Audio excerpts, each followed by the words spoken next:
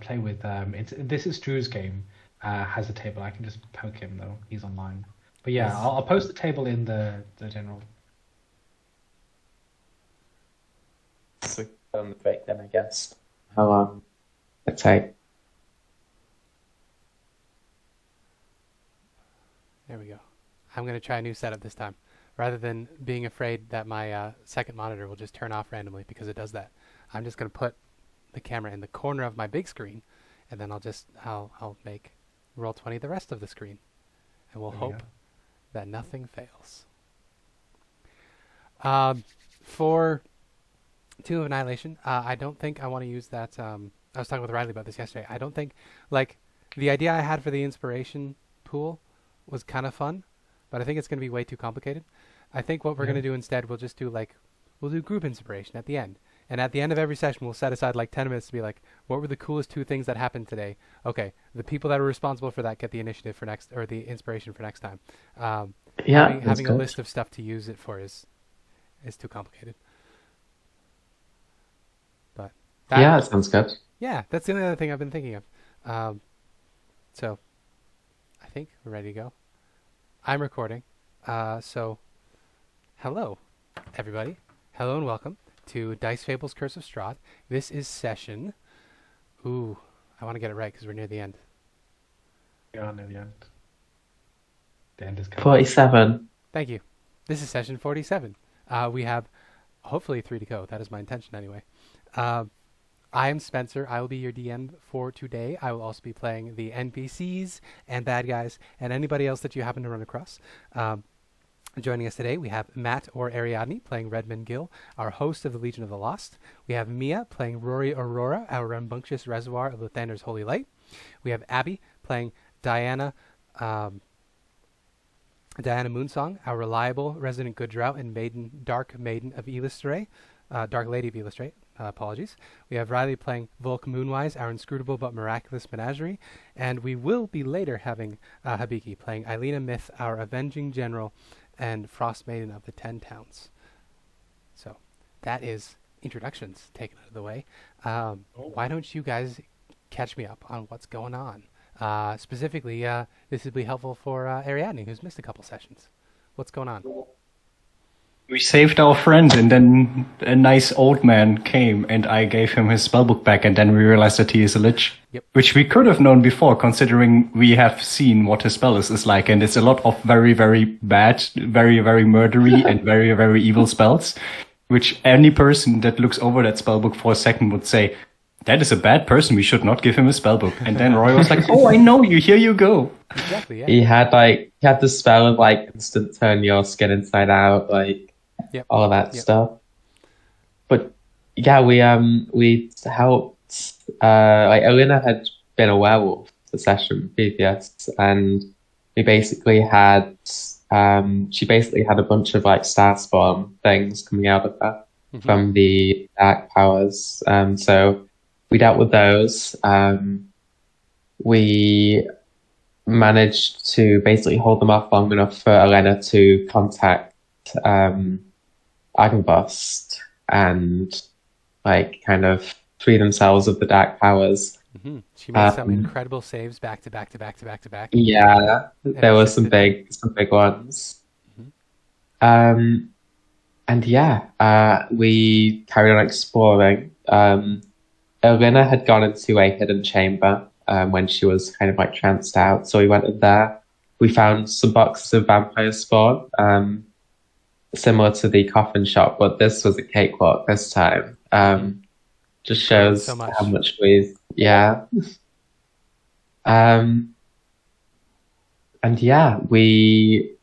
me and Casimir spent some time just going through the books, looking for certain spells and the like.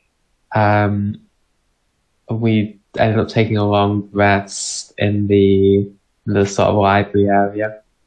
And then a nice, kindly old man came out and just offered us some help. We asked him about the Sun Sword, I think, and he told us that it was. I think he told us that he didn't really know about it, but it was probably in the vault. Yeah. And that there was another Amber Guardian in the vault. And when we gave him his spell back, he revealed himself to be Exopanta, the Lich, and like founding wizard of this new order in the Amber Temple. Mm-hmm. So yeah, he said that he'd killed all of his companions because they'd been falling to the dark powers, I think. Yeah. But he didn't fall he to the dark won't powers, according to him. Definitely not. Yeah. According to him, he's the only one of his companions who was responsible enough to watch over the temple, which he sees as a library. Now he wants one of us to take Strahd's place potentially. Exactly. I think he's exact or his paraphrase was like, "I'm fine with you killing Strahd as long as one of you replaces them." Yeah, it's a library. What's the point of having secrets if nobody knows them to keep them secret? And Strahd is very good at keeping the secret, but maybe we are better. Yeah. And there's still at least 2 lovely, lovely secrets to keep in the basement. Yeah. You see, the Amber Temple has a 1-in, 1-out policy. So you put Vampire back in, you got to let somebody else out. Oh, no. So yeah, currently you are in the library. You're in the process of finishing a long rest. Unless you really want to fight him right now, we'll just consider the long rest finished. You're welcome to add yourself to the map, Ariadne. Diana, Abby, I regret the way I was having you roll last time. It seemed pretty mean. So you can just, whichever spells you wanted, you have them. But you'll obviously need the proper inks to be able to copy them over. Okay. I wasn't like, I don't think it was anything bad. Okay. I just, listening back to it, I was like, ooh, this is really awkward. And it's like I'm trying to force the Book of Vile Darkness thing, which was very funny. But I should have just had it happen anyway. So, yes. Right. So you have those spells. You can have transcribed them just with, a pencil or pen or something. It's just to have them have their magical property. You'll need the money and the valuable ingredients to do it. Which your lich friend might have. At the moment, he's revealed himself. His memories have been restored to him. Even as you're watching, you can see his skin continues to suck back against his skin. His once a gorgeous brown skin that was so wrinkly and saggy. It's tightening and getting tighter over his bones. It's getting paler and more yellow. And yeah, you can see that there's etchings and engravings onto his bones themselves, which you can now see pressing up against the skin as it gets tight over his frame. Okay there?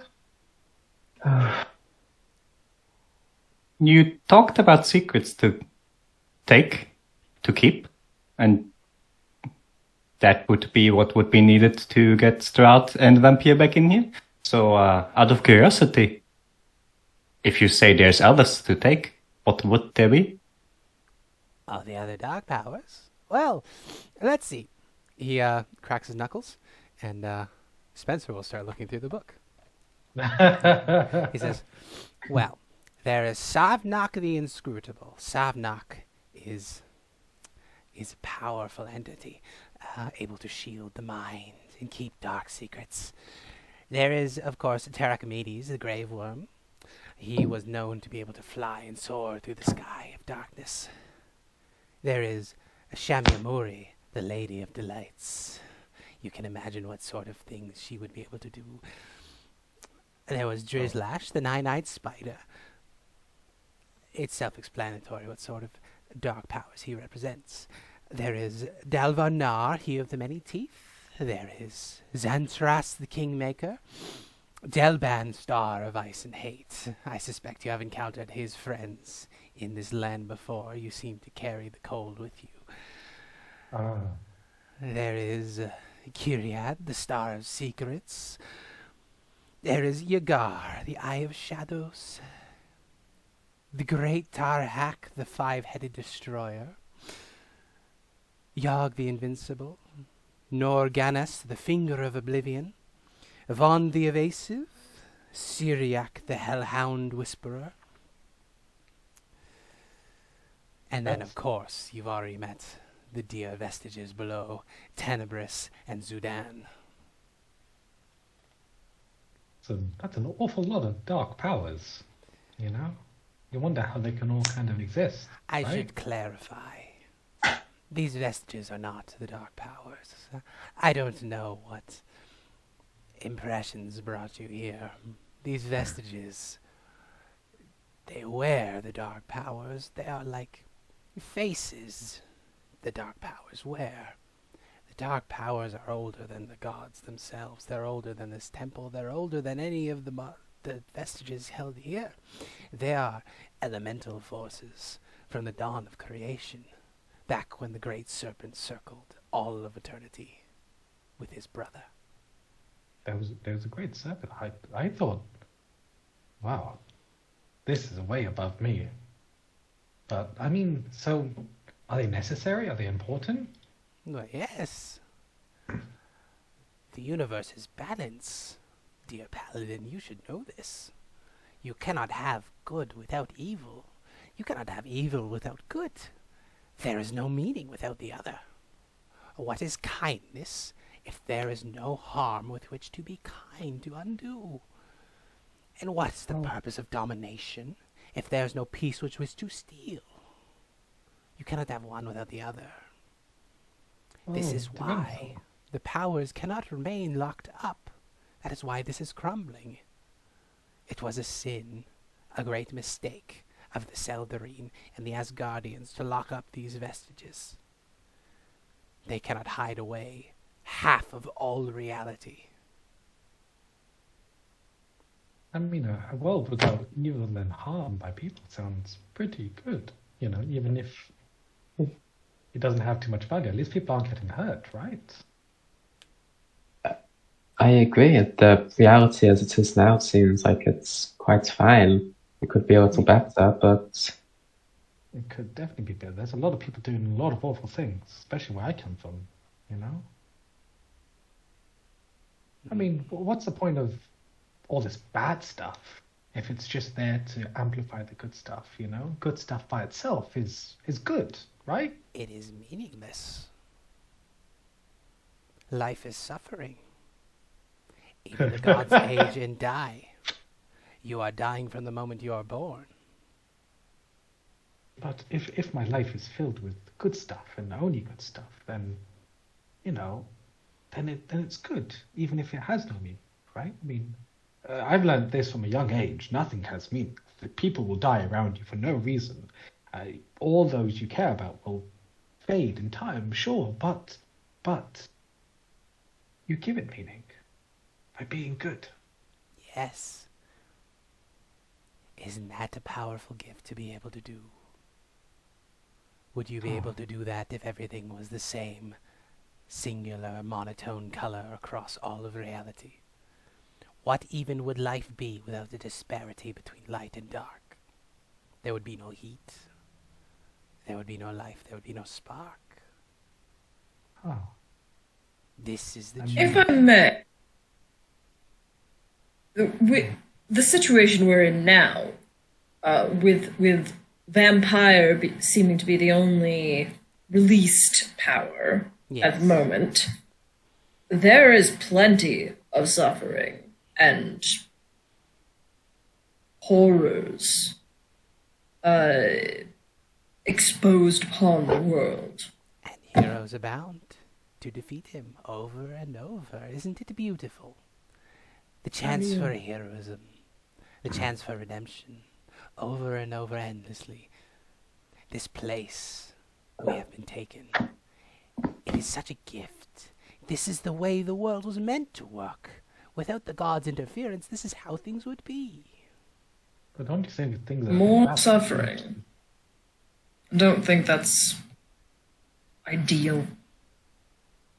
Well, you are certainly welcome to take the mantle of Dark Lord and make things more fitting to your whims.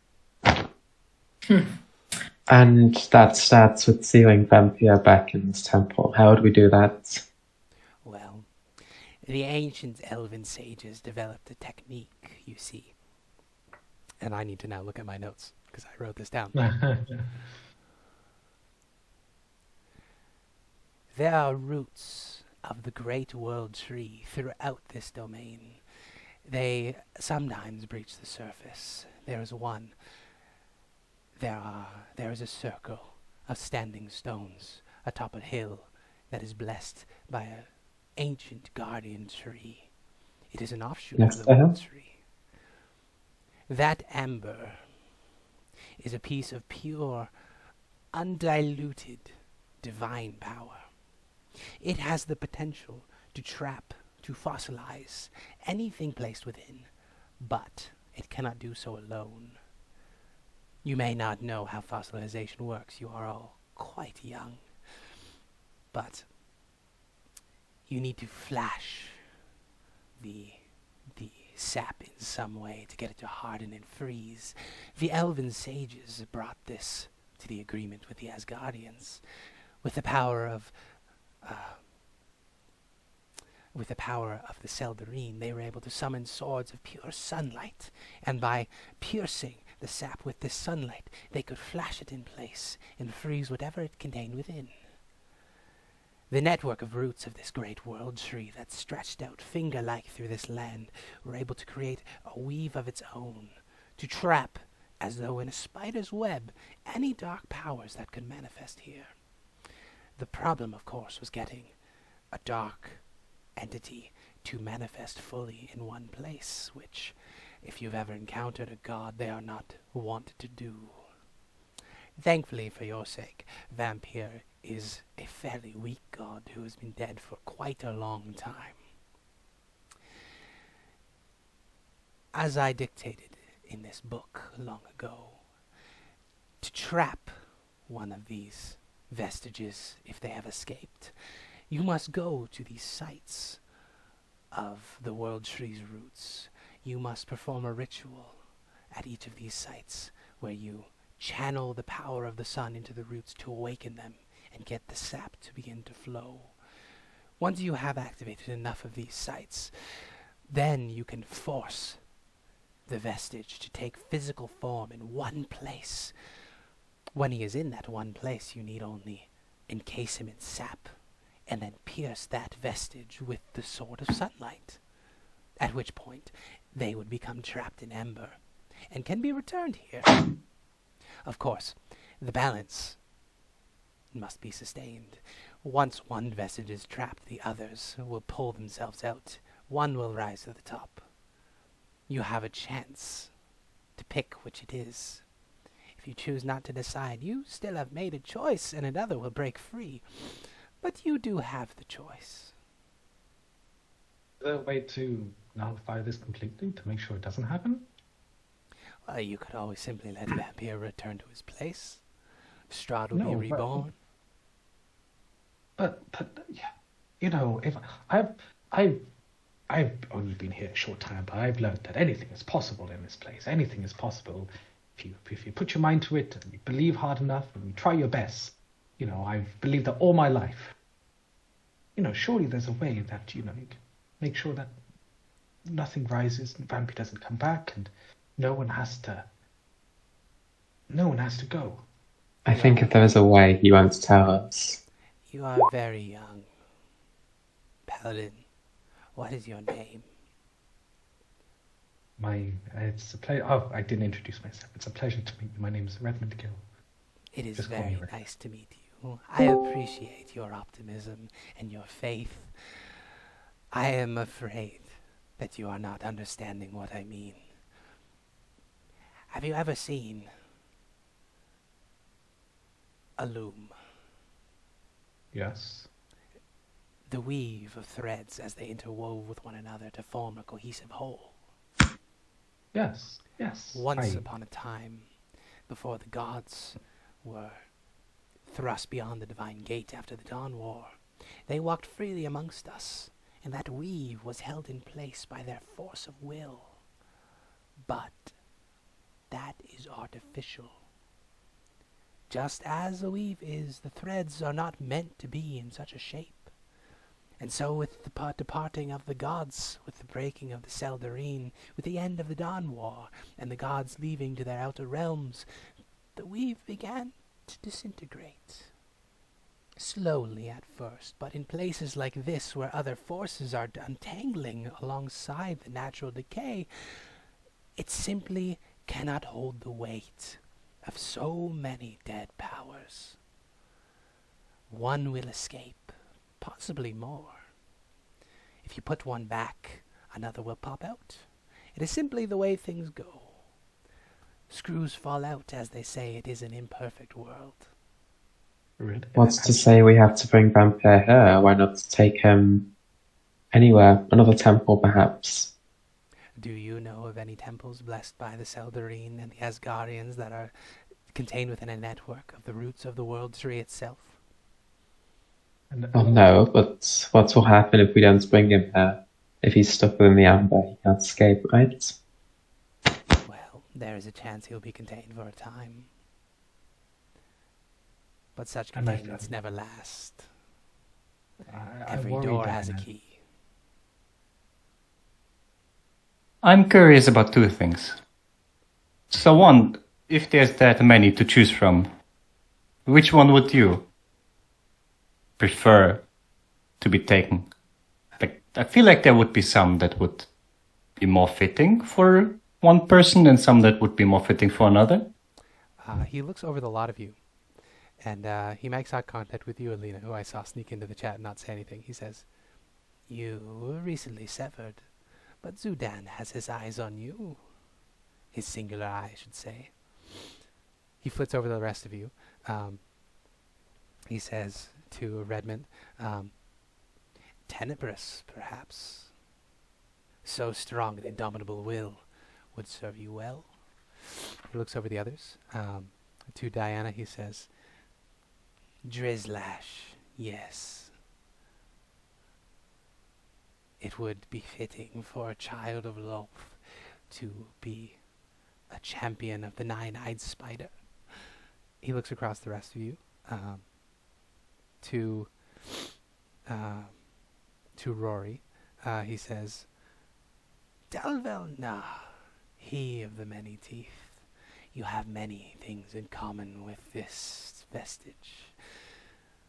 To Volk, he says, "Savnok, the inscrutable. Yes, that would be a fitting replacement." I believe that's everybody. Did I forget anybody? I don't think so. Okay. I mean, besides the NPCs. Oh yeah. Oh shit, for Ireena. I didn't have one in mind for Ireena. I feel like she is too into the class of Lathander. Yeah. Potentially. No. Norganas, the Finger of Oblivion. Also, I forgot actually who Diana's was supposed to be. He's gonna look back at Diana and he's gonna say, "Actually," noticing the pox marks on your hand, "Thakra, Queen of Poxes, would be more fitting for you." I did have these written down at one point, but I have forgotten it. Yeah, I wrote it in hand back when we first started the game. So it's buried in a notebook somewhere. Very ancient knowledge. Yeah. I have no idea where they actually went. Spencer also forgot. It's not only the Lich. Spencer also forgot. Yeah. I don't think Pardon. I don't think this Lich is going to tell us much more about you. I can answer any questions you have. I believe I have been perfectly forthcoming. This is the way it is. I think he has been quite helpful. You know, there was one time somebody tried to circumvent the one-in, one-out policy. We lost one of the vestiges. Fully escaped, never came back. Lost somewhere out there in the multiverse. You wouldn't want that to happen again, would you? It's easier to keep him here, contained within the nightmare that is the Dread Realms. Who was that vestige? They call him many names. Oh, it's fucking Vecna, isn't it? The Whisper Man. Yeah. What? I called it. It's who? Vecna. Oh, Vecna. His true name is not known even to me. But he escaped some time ago. So, I'm sorry to ask, and I appreciate the kindness and helpfulness that you are that you're showing here, because you don't have to, and I appreciate that you are. But imagine you're young. You are me. You are the same age as me, which apparently is the youngest out of all of us. Surprisingly, believe it or not. Apart from Ireena. Oh yeah, apart from Ireena. You're young, I'm imagining. and you don't want to see any of your friends go in this way, but you don't want to let the bad guys win. The bad elements win. You want to be good. You want to do good, and you want to make sure everyone is happy at the end. What would you do? You see, he's thinking for a minute. His one eye is a cataract, and as his true eye, which has begun to take on a red coloration around the iris, while it's still locked on you, the cataract eye sort of wanders around, sometimes making eye contact with the rest of you. And when he grins, you see his teeth. He doesn't have enough of them, but they're somehow all evenly spaced from one another. So there are massive gaps between his teeth. So as he smiles at you, you can see that behind, where there would have been a tongue at one point, there's nothing. His mouth is completely hollow.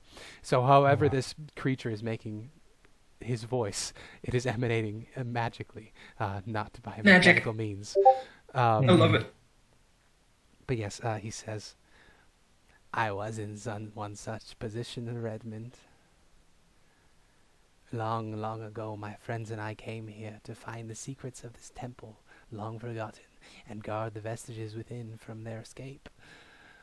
My friends, they fell to the influence of the vestiges one after another. They became obsessed with keeping the secrets of these lands, and they wanted to become liches. Do horrible things, horrible rituals, simply to make sure that the knowledge of this temple would be theirs and theirs alone. I could not allow this. Though I loved my friends, though I had traveled with them over many years, over many kilometers, I knew the cost of allowing evil to break free in its entirety would be far greater than the sacrifice of a few. This is the thing I learned, Redmond. At the end of the day, one must consider the greater good. I am so sorry for your losses. You speak of this weave, this thing that is being unraveled and could be held together again by the might of one of us to keep the... No, not one of you, no. A far, far greater. These lands used to be home to at least 7 greater powers. Oh. You are mortals. You are not even demigods. There is nothing you can do. Unless you could somehow bring a god past the divine gate and into this place. Even then, I don't know. But there must be some. What if? And Redmond ponders and thinks for a second, looks at Diana, looks at Rory, and kind of like the shining light that emanates, I'm sure, from her, and says, but what about belief? But people, one may not be strong enough, but what if a whole land of people believe in something, try and contain the dark powers with their collective might, with their collective faith, with their belief that as long as they hold each other through the darkness, the mist will inevitably go and they will see the light again. Surely that's a way. Must be. You see, he thinks for a minute, and then his cataract eye locks onto something in the distance beyond all of you, and a horrible grin cuts across his face, and he says, I believe it is already happening. Faith is food for the divine. It has no power in and of itself. I am sorry, Redmond. Faith is a lie the gods tell you, so that they don't die of starvation. There's just Redmond takes off his helmet, and I'm sure the armor would let him. Yeah. I think. Yeah. Smoke is, And, by the way, horrified by all of this. Yeah. And the armor knows something is wrong and is tingling the back of your head, saying like, "Run away, run away, run away, run away." and there's just a face of horror and heartbreak, and he looks at his friends, and his friends, surely there must be another way, right? What we've done is not for naught, right? Once we find the sunbite and gather some amber first, then we can think about it some more. I will be here. You are always welcome to come and see me. Now, One more thing before I go. Where can we just scrape the amber off this temple? Where do we get it from? No, it needs to be fresh and living. This is the purpose of the ritual. Remember this. I remember this. He said we have to go to all the standing stones. Yes. How is that? Yeah, he will give you a use list the of sword to activate them. I will give you a list here in the Roll20 chat. These are the places that he will tell you are the sites. So the only place where the roots actually break the surface is Yester Hill. So the showdown, the place that Vampire will take physical form will be Yester Hill. And you will need to kill him near the tree, the guardian tree, so that the living sap from the guardian tree can entrap him. Okay. Yeah. Otherwise, mechanically, each of these stone places you go to will lower the DC that he will have to beat to resist being trapped in the ember. So you'll need to go to at least 3 of these places and perform a 4-round ritual to actually get enough power to cause him to take physical form in one place. Any more you do after that will increase the likelihood of it being successful when you actually fight him at Yester Hill. So you need to go to at least 3 of these places for 4 rounds each to get him to physically manifest. And then any more you do will lower the DC he will have to beat to resist being trapped in the ember. What you have to do after he's physically summoned is go to Yester Hill, fight him within a certain radius of the tree, and kill his body with the sun sword within that radius of the tree, at which point he will become encased in amber, if he fails his save. I can go 3 places in one day with my convenient super axe. That's quite convenient. And you may recall that power applies to the standing stone circles, Riley. Yeah, that's why I said that specifically. The axe is specifically grown from the world tree, so you can use transport via plants to go to any one of these sites. Okay, let's get going then. Let's see what we can find in the vaults. Think on who will be the one left behind, friends. Think on who you will take with you. I do have 2 more questions. Yes. Well, question number 1, the obvious one, I think, is we were told there would be a sunsword in here, potentially the one of the late Sergei Franzarevich, and I feel like that might be very much needed to continue on our little endeavor. Yeah, I don't think he knows where it is. I still do not know where it is. I have spent many long years. I lost my spell book quite a while ago. It went missing, and my memory is not what it used to be. I spent a long time in my room. There was no sunsword here when I went into my room. Whether it came since my going into my room, that is entirely possible. I made so many guardians for this temple for the express purpose that I would not need to watch every corner myself. Yeah, right. That sounds reasonable. Sorry? Why don't we squish that back and get into the vault? Yeah. The other question. Yes. So, I couldn't help but notice that Strahd, likely over the last several hundred years, has kind of faded personality-wise. It seemed like he isn't quite what he used to be. He's not really a man anymore. He's more like an empty shell housing vampire. Yes. I am curious.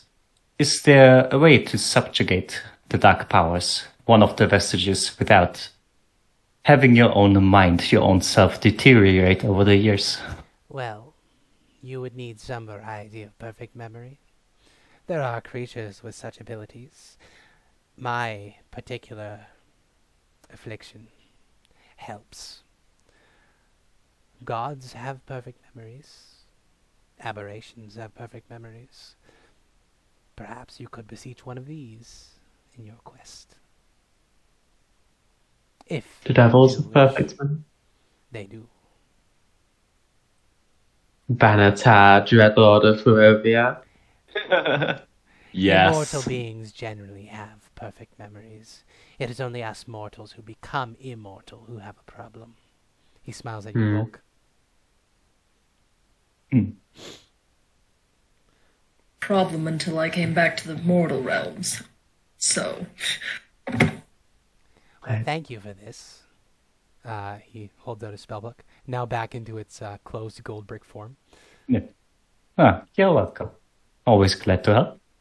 You're I'm welcome gonna- to come and visit. Let me know if you need any more help, any more advice. I'm gonna hold Irina's hand a bit tighter. And Yes. what if one was to accept the heritage that they have been given, so to speak? The bloodlines that rest within them? I don't like these questions. He looks at you more succinctly and he says, "There is something odd about you, isn't there? You're not a normal tiefling." People always like to throw that word around, yet in the end it doesn't really hold any meaning over someone like me. Well, I don't know where you're from, but I am sure whatever blood pumps in your veins, if you embrace it, it will probably help. There's only one way to find out. And we do love knowledge, don't we? I'm gonna give Ireena the slightly uncomfortable look, the kind of, I don't want to do this, but maybe I should. Yeah, Be the one. She looks very concerned and is ready to jump in front of you. Yeah. Anyway, he seems to forget that he was interested in you for a minute, and then Exithander just sort of stands up, looks completely cheery and happy despite being a walking corpse man, and he says, "Well, back to my tea." And then he just walks out of the room carrying his spellbook, walks through this wall. The wall turns into liquid and becomes a full wall again, and then he walks over here, and then you no longer see him or where he went, so I will hide this again. Yeah. And ask for him if you want to talk to him again, right? I mean, one would assume he didn't tell you how to reach him. Shit. But at least you know Worst where case, roughly knock. his room is. Yeah. We just walk through the wall. Yeah, Little question, everyone. What happened while I was away? basically. We just were that. just talking. Yeah, okay. Let's see. Can I just copy and paste the notes rather than re-go over everything? Yes, of course. Did he did talk about like if Strahd goes kaput, somebody should take his place in there. If Yes. one of Yeah, the it was- just gets imprisoned, another one has to come out Yeah. because it can't hold all of them. Yeah, So so- someone would have to Okay. take one of the vestiges. Yeah, so these are my notes I was reading off of. So basically, the Seldarine and the Asgardians work together here to create to modify the weave that magic comes from in this area, so that it's basically like a spider's web. Any evil power that is trapped here can be trapped within the sap while within the weave, to basically just become like in stasis, fossilized, as they were when they were trapped, and then like over time they decay, but it's essentially a permanent prison. Back when the gods were around, the weave was strong. and once you were put in the amber, you couldn't get out, you couldn't speak to anybody, you were essentially like in permanent stasis. But when Lolth decided that Corellon was a dick and tried to steal his power, and the Seldrain broke up, and then when the Titans rebelled against the gods, and the gods had to leave the physical realm, the physical planes, the weave started to fall apart, and that was like several 100,000 years ago, even before the elven sages lived here. So like what was once a really strong mesh of divine power that was able to trap its opposite, which are divine evil, is very weak.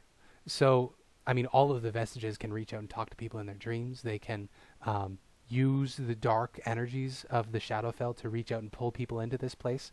And of course, because it's so weak, it's no longer able to contain all the vestiges. So no matter how you put one back, another is going to pop out eventually. It's just a matter of who and when and where. And then he, of course, referenced the King of the Rotten Tower, the Whispered One, who at one point escaped out of this cycle of one in, one out, which he seemed pretty miffed about. So at some point, Vecna was here as a vestige and got out. Did we ask what if we just trap all the vestiges in the amber? That's the idea, is it'll put too much strain, and then more than one could potentially break out. I think if we one out, you sort of contain the stress of the system. Yeah. Pretty much sees its thing as like a barrel under pressure. If you put another thing, the pressure will be too strong and it will just burst. You got to let something out before you put something else in, or you got to let something out when you put something in. Otherwise, it'll get too much, and more than one thing can come out at a time. And the gods won't help us because they're little bitches. Okay. Yeah, exactly. They can't get here is part of the problem. But on top of that, those are little bitches. Yeah. On top of that, Exithanter is of the opinion that the gods were full of hubris and they missed the point. According to Exithanter, the entire universe is encompassed by two serpents endlessly circling each other. And the gods were foolish enough to think that they could bury the one serpent and lock it away forever, when in reality, what life actually is a mirror, and everything has its opposite. And you can't suppress one thing without amplifying another, because things are only given their meaning in contrast. That's his opinion anyway. Yeah. It's a bullshit opinion. It is. It's hard. I think... sorry, go. It's hard to kind of like say otherwise in this context, like in character, or at least for Redmond, it's really hard to say. Redmond otherwise. absolutely does not need to agree with this. None of you do. Yeah. I guess. No, I know. Yeah. With a character who's got a neutral alignment, Volk is probably of the opinion that it's better to, even if you lose access to some of the best parts of life, it's better not to have the worst thing. Yeah. Ironically, he would not be neutral evil. You would guess based on what he was telling you, he would be lawful evil, because he is very concerned with balance and making sure things are fair. Mm-hmm. But he is also very completely okay with suffering and misery. So very much an evil person. It seems from what he told us that if we want the no one dies route, we have three options. One of which is to find another Amber Temple and put Vampire there. The other one is to physically get a god to come here to strengthen the weave themselves, or find some other way to strengthen the weave. So you would have to find a god who is willing to sacrifice themselves. Which exactly. Which is your experience with not gods ideal. Would not. Yeah. We'll just get Mistra back. She's done it like 5 times yeah, already. Exactly. Yeah. Just get Mistra back. I will say, Mr. want to go die again? Yeah. It's kind of your thing. I will say, Ireena will actually bring this up. In terms of the god route, Lathander was willing to keep his finger in this domain for however long Barovia's been around, and like based on what he told you, it hurt him immensely, and he did that purely for love of Ireena and Sergei. So he's clearly willing to sacrifice something. So you have at least one god who gives a shit. There's also Ilena, who you are very close to, Diana, and have recently become a pathfinder of. She obviously cares a lot about the people in this land. Other than that, you don't know of any gods who seem to give a shit about Barovia. And then even then, they seem to more care for like specific people that are here. What if they combine their powers? There's a thought. Raven Queen is the other one. The Raven Queen cares a lot about the people that are trapped here. We got Death, Moon, and the Sun. If we combine our powers, we could become the ultimate life form. Death, light, darkness, and rebirth. Actually, I guess Illustrator would be hope. So it's like death, hope, and rebirth all together. It's the Holy Trinity. Yeah. Okay. We might. I think first step is we get the Sun Sword. So. They tend to stick together a lot. Ooh, Mia, you're not muted, by the way. Mia, you're not muted. I'm sorry, I was talking about food. No worries. Food is lovely. Yeah. Shall we head down to the vault now? Yeah. At this point, you will have completed a long rest. So you are back to full on everything. Nice. Okay. Any further questions? There's more library. Diana,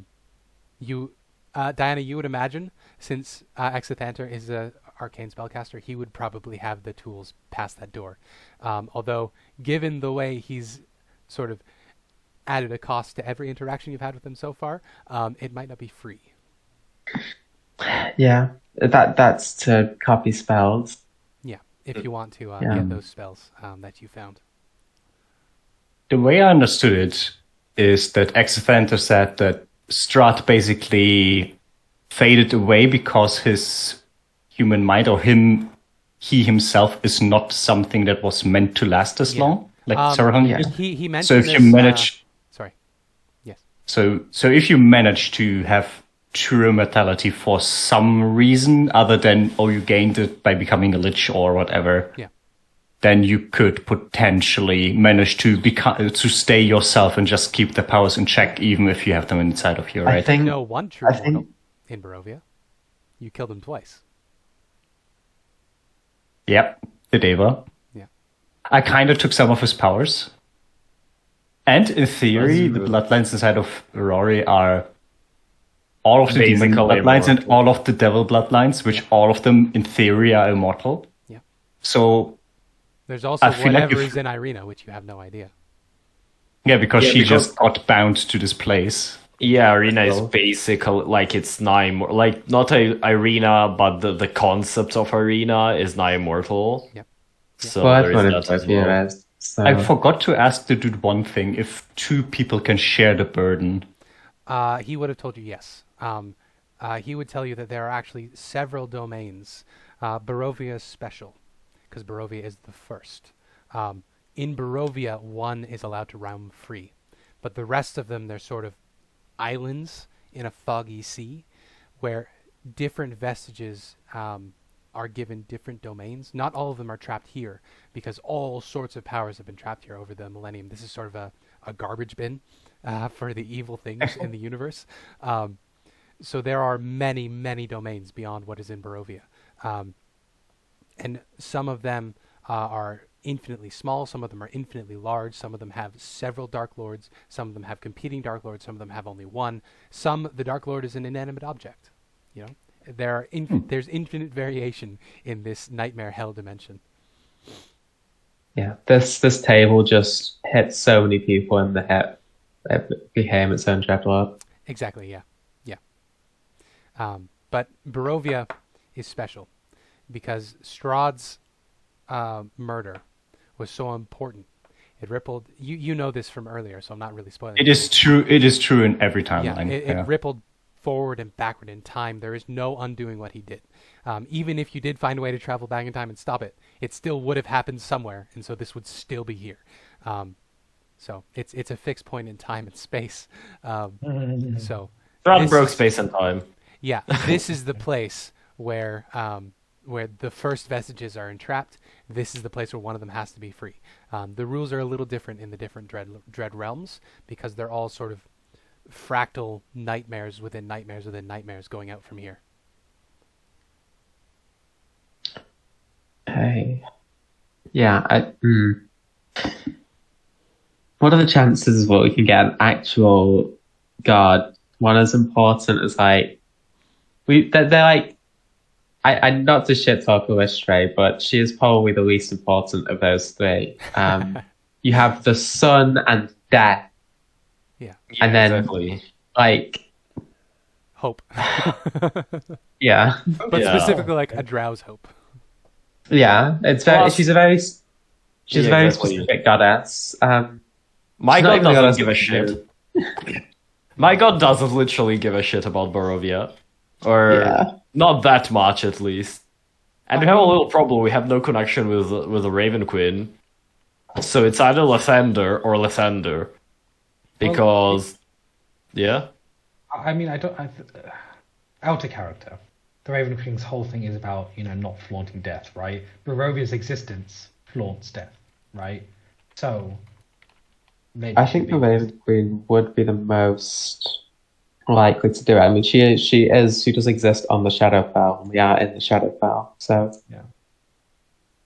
So I think I think it's a good idea that we try. Yeah, well, actually, yeah, DeSantis we met him at the Standing Stones, so maybe we could make some sort of connection with the Raven Queen at one of the Standing Stones. Yeah, I think that's a good idea. I will also say, Red, you weren't here for this, but there is also another very powerful planar entity in here who has a lot of knowledge, who you can potentially go to ask questions of. That very lovely fox lady that sang a song for you. Oh yes, Yes. So let's go. Okay, that's a good point actually. Yeah, we should definitely ask her. Okay. Whether she wants to become the Dreadlord? No. No. That was the bargain person, right? Yes. Yeah. What she wanted was to give Rory unspecified powers in exchange for eventually at some point owning Rory's soul, but not immediately. That's fucked up. That's fucked up. Maybe I could even hold on to my dear brother. Yes. Hello. Speaking of Rory, Ireena wants to have a conversation with Rory, and she's not going to want to do this in front of the other characters. But you players, of course, can listen in, but your characters won't know this. Yeah. Okay. I don't want to listen in. I'll just ping me when. Okay. Ooh. You can listen back when the recording's done. Yes. Aha. So, Rory and Ireena are going to pull away as you're having this conversation. Maybe head down to the lower area with all the vampire ash, and she will say, "You're not thinking of embracing the other you. She's not evil. I don't want to see any of you fall." But that is not what I intend to do, my dear. I do not intend to be taken over by this. What are you thinking? This land, you in particular, have given me so much that I feel like if there is a chance that we could keep it under control, keep others from having to go through this, I feel like there is somewhat my duty to give back something after this new life I've been given. I'm not saying that I would throw it away. I am very much not willing to forego this life and this love that I've been given. Oh, Rory. But if we could, together, watch over these lands and make certain that these powers are kept in check, without losing ourselves, of course, then I'd be willing to do that. It's a small price to pay for what I've been granted after all this time. She will cup your face in her hand, and tears are in her eyes, and she will say, "You are the bravest person I have ever met." Which, granted, isn't that many people, but... Rory, I don't know if I could take seeing you suffer, because this, even with the best of intentions, it will turn sour. You know that Strahd, twisted though he was motivated by by something. Even if our motivations are pure, it will turn on us and we will be tortured. I don't know if I can stand to watch you suffer forever. I don't plan to have it go like that. To be fair, he didn't plan to have it go like that either, but I feel like the things we know might help us in this. And even in the darkest times, I know that there will be a sun right by my side. Something to keep me warm, something to chase away the dark. If it comes to that, I would go into the darkest pits of hell with you, as long as I knew I could hold your hand and see your face. But I would spare you that pain. Right? This is not our first option. This is definitely not our first option. Not even our second option or our third option. It is the last option to stop some idiot like Redmond to throw himself. We are not going to jump on the bomb. We are going to do everything, but... And she puts her hands back around your face. I swear, where you go, I go. Right? Right. I will not lose you, and I will not leave you. She will give you a hug that makes you worried that you'll break your back. And she'll whisper in your ear, I love you, Rory, Aurora, and I want to get to know you more than a month's time. So please, let's not end up in hell together. I don't want to get sick of you. Fair point. Obviously, the same counts the other way, my dear. I love you. And I swore that I will stay by your side until the end, and I don't mean to break my promise. It is a deal. And after all, the deal with the devil is always coming too. She laughs and she says, as is a deal with an angel or whatever I am. You are something, certainly. Something. Someone like you couldn't just be a normal person. You're way too special for that. Well, I don't know about all that. I just mean, like, my face can glow with the sun, and... I was trying to not do the cheesy, you're way too pretty, my dear thing this time. Oh, I know. I wanted to go for something different, but I feel like the other one's just so established by now that it's... You know, I was feeling the last time there was something... I could feel something brewing inside of me, like... I could make... I don't know. Something. I could make something happen that I don't know. But it's there. Right on the tip. Right on the tip. I'm curious. It seems like we are both special in some way. At least some people, certain singing cat ladies seems to think I'm special. So I'm curious if... I feel like if someone in this group could pull it off, it would be the two of us. It would be the two of us. I'm not gonna have Redmond go and sacrifice himself. He was so keen and so eager to do it this whole fucking time. I'm not gonna let him do it. It's gonna be a big fat middle finger to him at the end.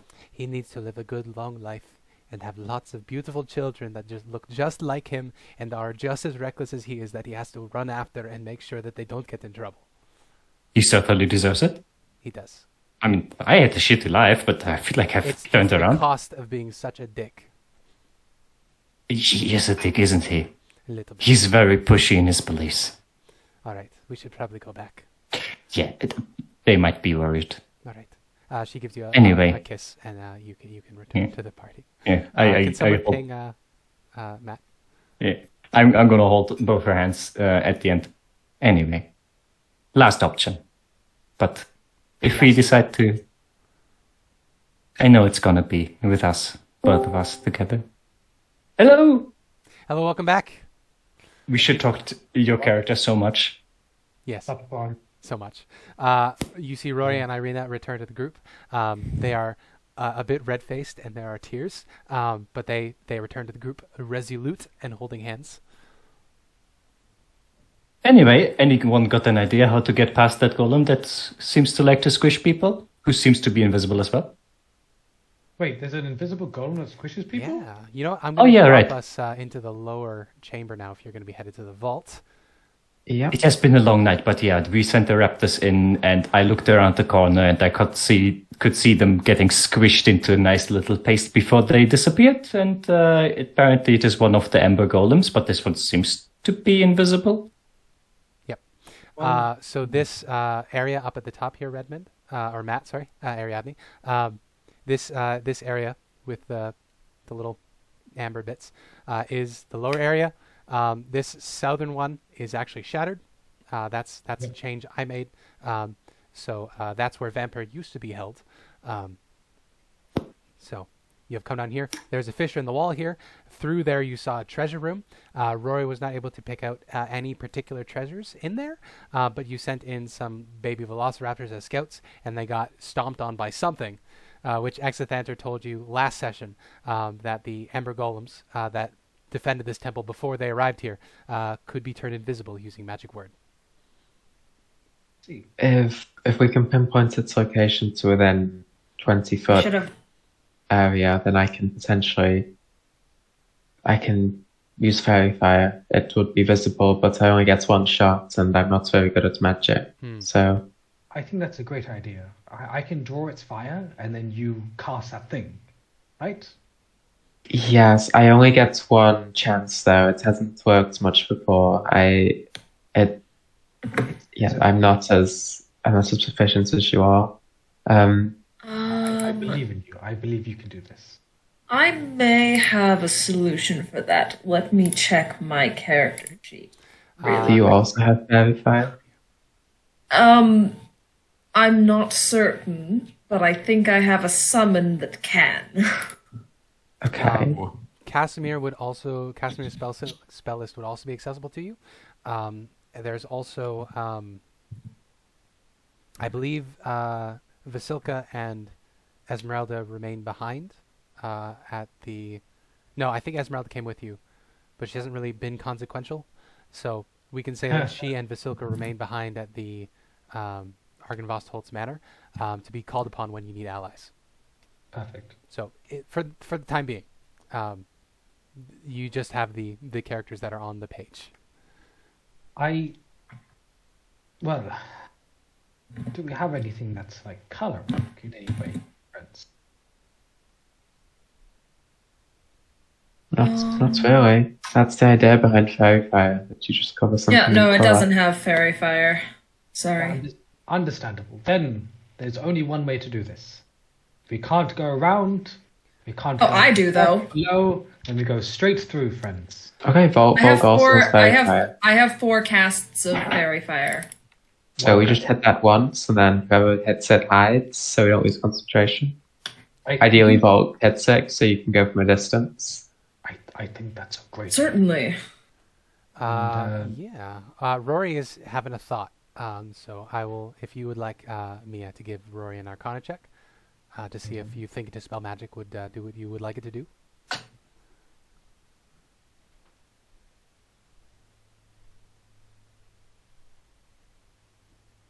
What are you? Oh, if Mia's even at her. I almost forgot to unmute myself. There you are. I'm guessing it might work. I don't know if I have to actually see it. You can give an Arcana check. So with a 14, it usually would work on constructs. You know, previously, when you were fighting the one you could see, it was very resistant to the magic you were hitting it with. It is entirely possible that this creature would just innately be able to resist this sort of spell. Ooh. Crap, they have magic resistance too. I forgot about that. Yeah. This will be You remember earlier trying to hurt it with magic was rough. So it may just rebuff a Dispel Magic automatically.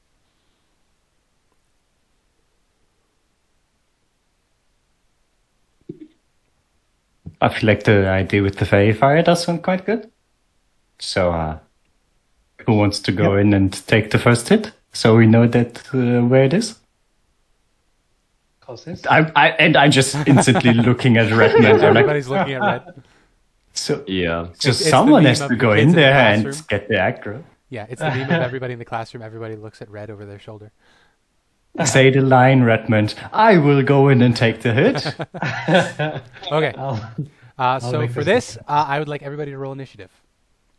Okay. Redmond, Let's you will go. start at the outside. It is going to be difficult terrain to squeeze through there. Sorry, I forgot to make the turn order. There we go. Doop. We will. 27 initiative. I will Diana roll being its first. Initiative in secret. GM roll initiative. Hello. Okay. I know. Because I'm So we are going to go descending order. All right. So we can start at Redmond's turn. Since everybody else has initiative before Redmond, what would you guys like to do? So we'll start with Diana. What would you and Casimir like to do as Redmond prepares to dive into the hole? I'm going to prepare a fairy fire for when I get an indication of where this thing is. Okay. So I think what's Same. cast them. When I can just, if I see any indication of its location, like if I see Redmond get hit or anything. Okay. So we'll say if Redmond getting hit is your trigger. Okay. And you'll set it off right at Redmond, so it'll hit whatever hit Redmond. And Yes. I'll do the same. Jokes on you, I'm never getting hit. It's not my turn yet, but I'll do the same. Okay. And Casimir. then Casimir is going to cast. Let's see. He will. Wait, I think most of his stuff. Yeah, do someone else because a lot of his stuff is stuff he can see. So if he can't see it, then. All right. He can just hold the cantrip if you'd like for when he can see it. which You know what? He's very going to cast do. Greater Invisibility on Diana. That works. So Diana poofs out of existence in front of you. And it's dead. Hi, Biki. What is Ireena holding, if anything? Yeah, I don't think I'll be holding anything at the moment. Okay. I don't think I have the stuff to hold at the moment or Fair anything. So. So Volk, you were also going to hold the fairy fire? Oh, you're muted, by the way, Riley. Yeah. Okay. I think Rory and Ireena both have ranged weapons. So Ireena might have a dagger, and I think Rory has a crossbow. Yes. So Rory will hold a crossbow for when she can see, and Ireena will hold. Boop boop boop boop boo. She has a dagger. She does not have a dagger anymore. Okay. So Ireena will wait. So Rory's holding a crossbow bolt for when she can see the outline of the creature. So that's that. We come down to Redmond's turn. So Redmond, you can begin squeezing through. So to get to this space here will be 15 feet of movement, and then you'll have 15 more. That'll be the end of your movement there, because it's difficult terrain to get in there. Yes. I'll not take the dodge action. You move forward. You can absolutely take the dodge action. As soon as you enter the room, as soon as you prep yourself and you take the dodge action, I'm going to need you to make a wisdom saving throw. As the golem releases an aura. Oh.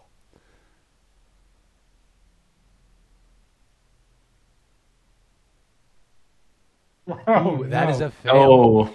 Oh. You cannot use reactions. Your speed is halved, and you can't make more than one attack on your turn.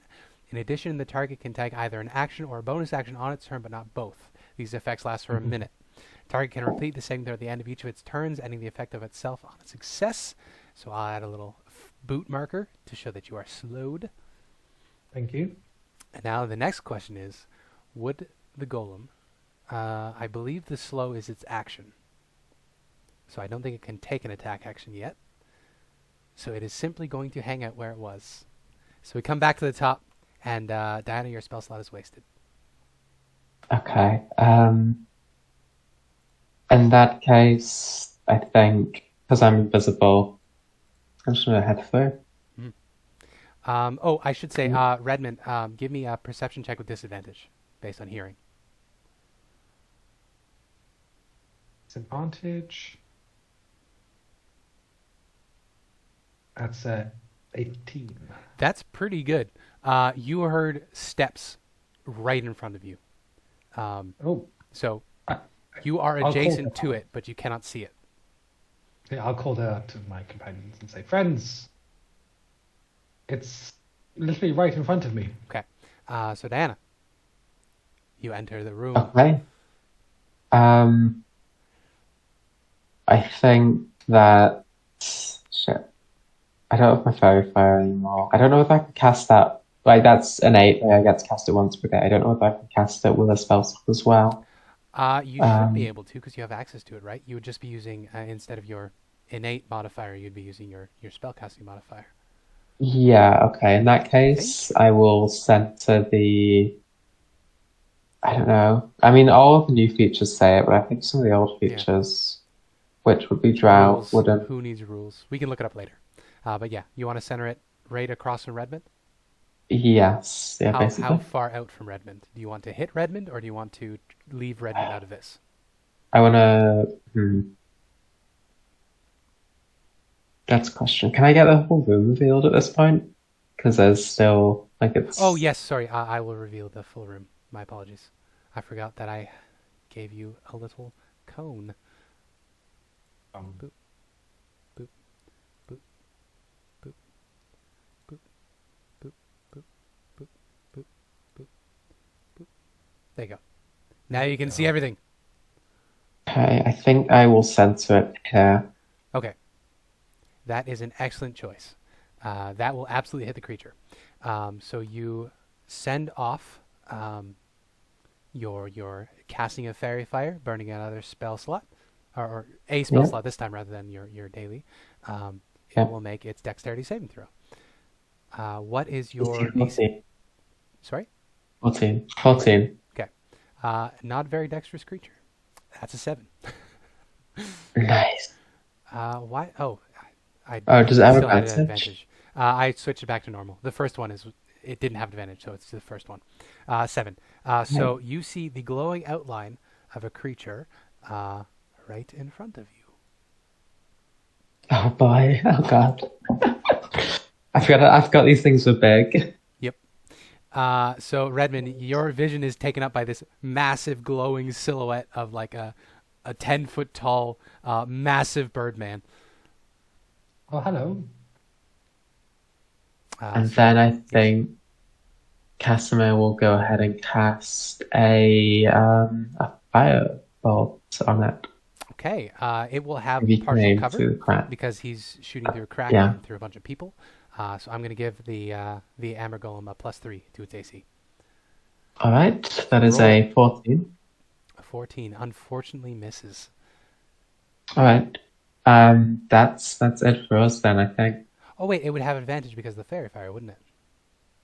Oh yeah, it would. So it would be a 16. Still misses. But remember that for the future. I'm going to add a little icon to him so we don't forget again. I am also concentrating on Fairy Fire. Okay. So that's the end of my turn. Beautiful. We come to Ireena. All right. So let me see where can I go here? Oh, hold on a second. Rory's bolt would have gone off because she hasn't had a turn yet. My apologies. That's true. I'll do that at the start of your turn. As soon as the golem is outlined in the Fairy Fire, Rory would fire her crossbow with the +3, but with advantage. Is he concentrating on the slow? No, it doesn't need to concentrate. Gotcha. So I'm going to roll again. The 25 will absolutely hit, even with the extra AC. So it is going to take 8 piercing. I don't believe Rory can add the radiant to her crossbow. It's to weapons and cantrips. Weapons and cantrips, okay. So the radiant would be halved, but the piercing would be actually also halved because it has resistance to non-magical weapons. No, the magic resistance is just against spell saves. So it's going to take the full damage from the magic and the half damage from the... Okay. I'm good. So that's 6 plus 4. So 10 damage. Bolt hits the Amber Golem. It is your turn, Ileena. I would like to walk towards it. And you will have to dash to get there because it's difficult terrain to get through. Difficult? The crack. Oh, okay, so wait. It's only like 3 feet wide. So that's 20. Okay, so I can get there, right? Like, I get here. Yeah, Diana would be... you can get there, but you're squeezing. Yeah, that might affect you depending on what happens in the future. Yeah. Okay, so my plan changes now. Well, not that much, actually. I will just cast Holy Weapon on my mace, whatever I use. Okay. My main weapon, my mace. I have a mace. I'll use that one. Beautiful. So do 2d8 extra radiant, and it sheds light, and it's considered magical, and I can use a bonus action to make it explode. Sounds great. And I think that's it, because already my action, if it comes closer, I'll bonk it. I don't think it will, but okay. I will. So you are holding your action to bonk it if it gets within melee with you. Yep. Okay. This is good. I'm concentrating. We come back to Volk's turn. So Volk, it did not attack Redmond, so your Fairy Fire did not trigger, so that spell slot is wasted. What would you like to do? It is immune to non-magical damage, right? It resists. Resists non-magical. It resists magic. Its magical resistance gives it advantage on saves against magical effects, but it still takes damage from magical weapons. I was wrong about that last time, and I was full of shit. So, yeah. Non-magic. It's immune to like non-magical damage. Yeah, but it would take full damage from the spells. It's just if a spell has a save, it has advantage. I'm just trying to think because I was thinking of casting an summoning elementals, and I don't know whether the damage caused by elementals is considered magic. If they're just attacking it, it would not come into play. Based on what you saw earlier. So they would be magical, so it would not resist their attacks. So attack throws would get through and hit like normal. It's the saving throws that it resists. No, I'm wondering if it would do any damage. I get what you're saying. Like the damage type. Like if you summon cold elementals. So like if I've got an elemental that causes fire damage, is it going to take that fire damage? Gotcha. That would be an Arcana from you, please. Because you would not know that automatically. I'm going to set it at 18. Arcana. Okay. Not much of an idea. It didn't seem to be particularly bothered or not bothered by the I believe you hit it with ice last time from fire last time from Casimir. As far as you know, no elemental resistances, but it could have some, and you just haven't encountered it yet. Right. Okay, well, get out. I'm going to cast Conjure Woodland Beings. Nice. Sorry, not Conjure Woodland Beings. That's the wrong one. Okay. I meant to cast Conjure Minor Elementals. What elementals would you like to summon? I have found... Does this one do the thing? Fire? Yeah, this does it. The Steam Mephits. They are quarter, so I can get 8 of them. Okay. So I will drop a Steam Mephit onto the map, and then I will copy it a bunch, and then I will give you control of it. Well, actually, I'll give you control of it first. Journal, I've already gotten rid of the spell slot. Riley, save changes. and then we're going to go copy, and then I'll drop them over here in the study. 1. Lovely. 1, 2, 3, 4, 5, 6, 7. There you go. You should have 8 of them. All right, and it's just within 90 feet, so they just surround him. Very nice. And they roll their own initiative. As a group, I would prefer as a group. Yeah. Thank you. No, it is. That's what I meant, Okay, as opposed to acting on my initiative. Gotcha. So here, let's make one more token. I'm going to put it up here in the corner, and you can roll it on that. Yep. Their dexterity is +0, so they just roll with a single d20. It's 6. 6. Okay. So we will add. Oh, it's before the elemental, so I'm happy. You said they're a +0 on their dexterity, right? Yeah. Okay. It's just Redmond, 6. What is your dexterity score? Dexterity score is it's 8 total. Oh, so they actually go before you. They're just a 0. You're a -1. Yeah, they have 11. Okay. That's another methods. Methods are faster than you. Yep. Yep. I summoned velociraptors last time, and it was amazing. This time it's creepy old men with drippy smoke noses. Nice. Okay. Of course, these drippy nose creepy men take on the characteristics of Barovia. So normally they would just be like creepy little goblin dudes, but you can see that they are skeletal, even though they are smoke. There is no flesh on their bones. They're these little smoky skeleton creatures. Nice. Okay. I believe that is your action, bonus action. Or As my sorry. As my free action, I will command them to attack the Amber Golem. Beautiful. And they will have advantage. Actually, no. It wouldn't be advantage. I just remembered it's invisible, so it would be cancel out, and it would just be normal. Yeah. So No, Fairy Fire stops them being invisible. Oh, really? Yeah, I'll put What would give them advantage? But it would just be normal then, right? The Fairy Fire.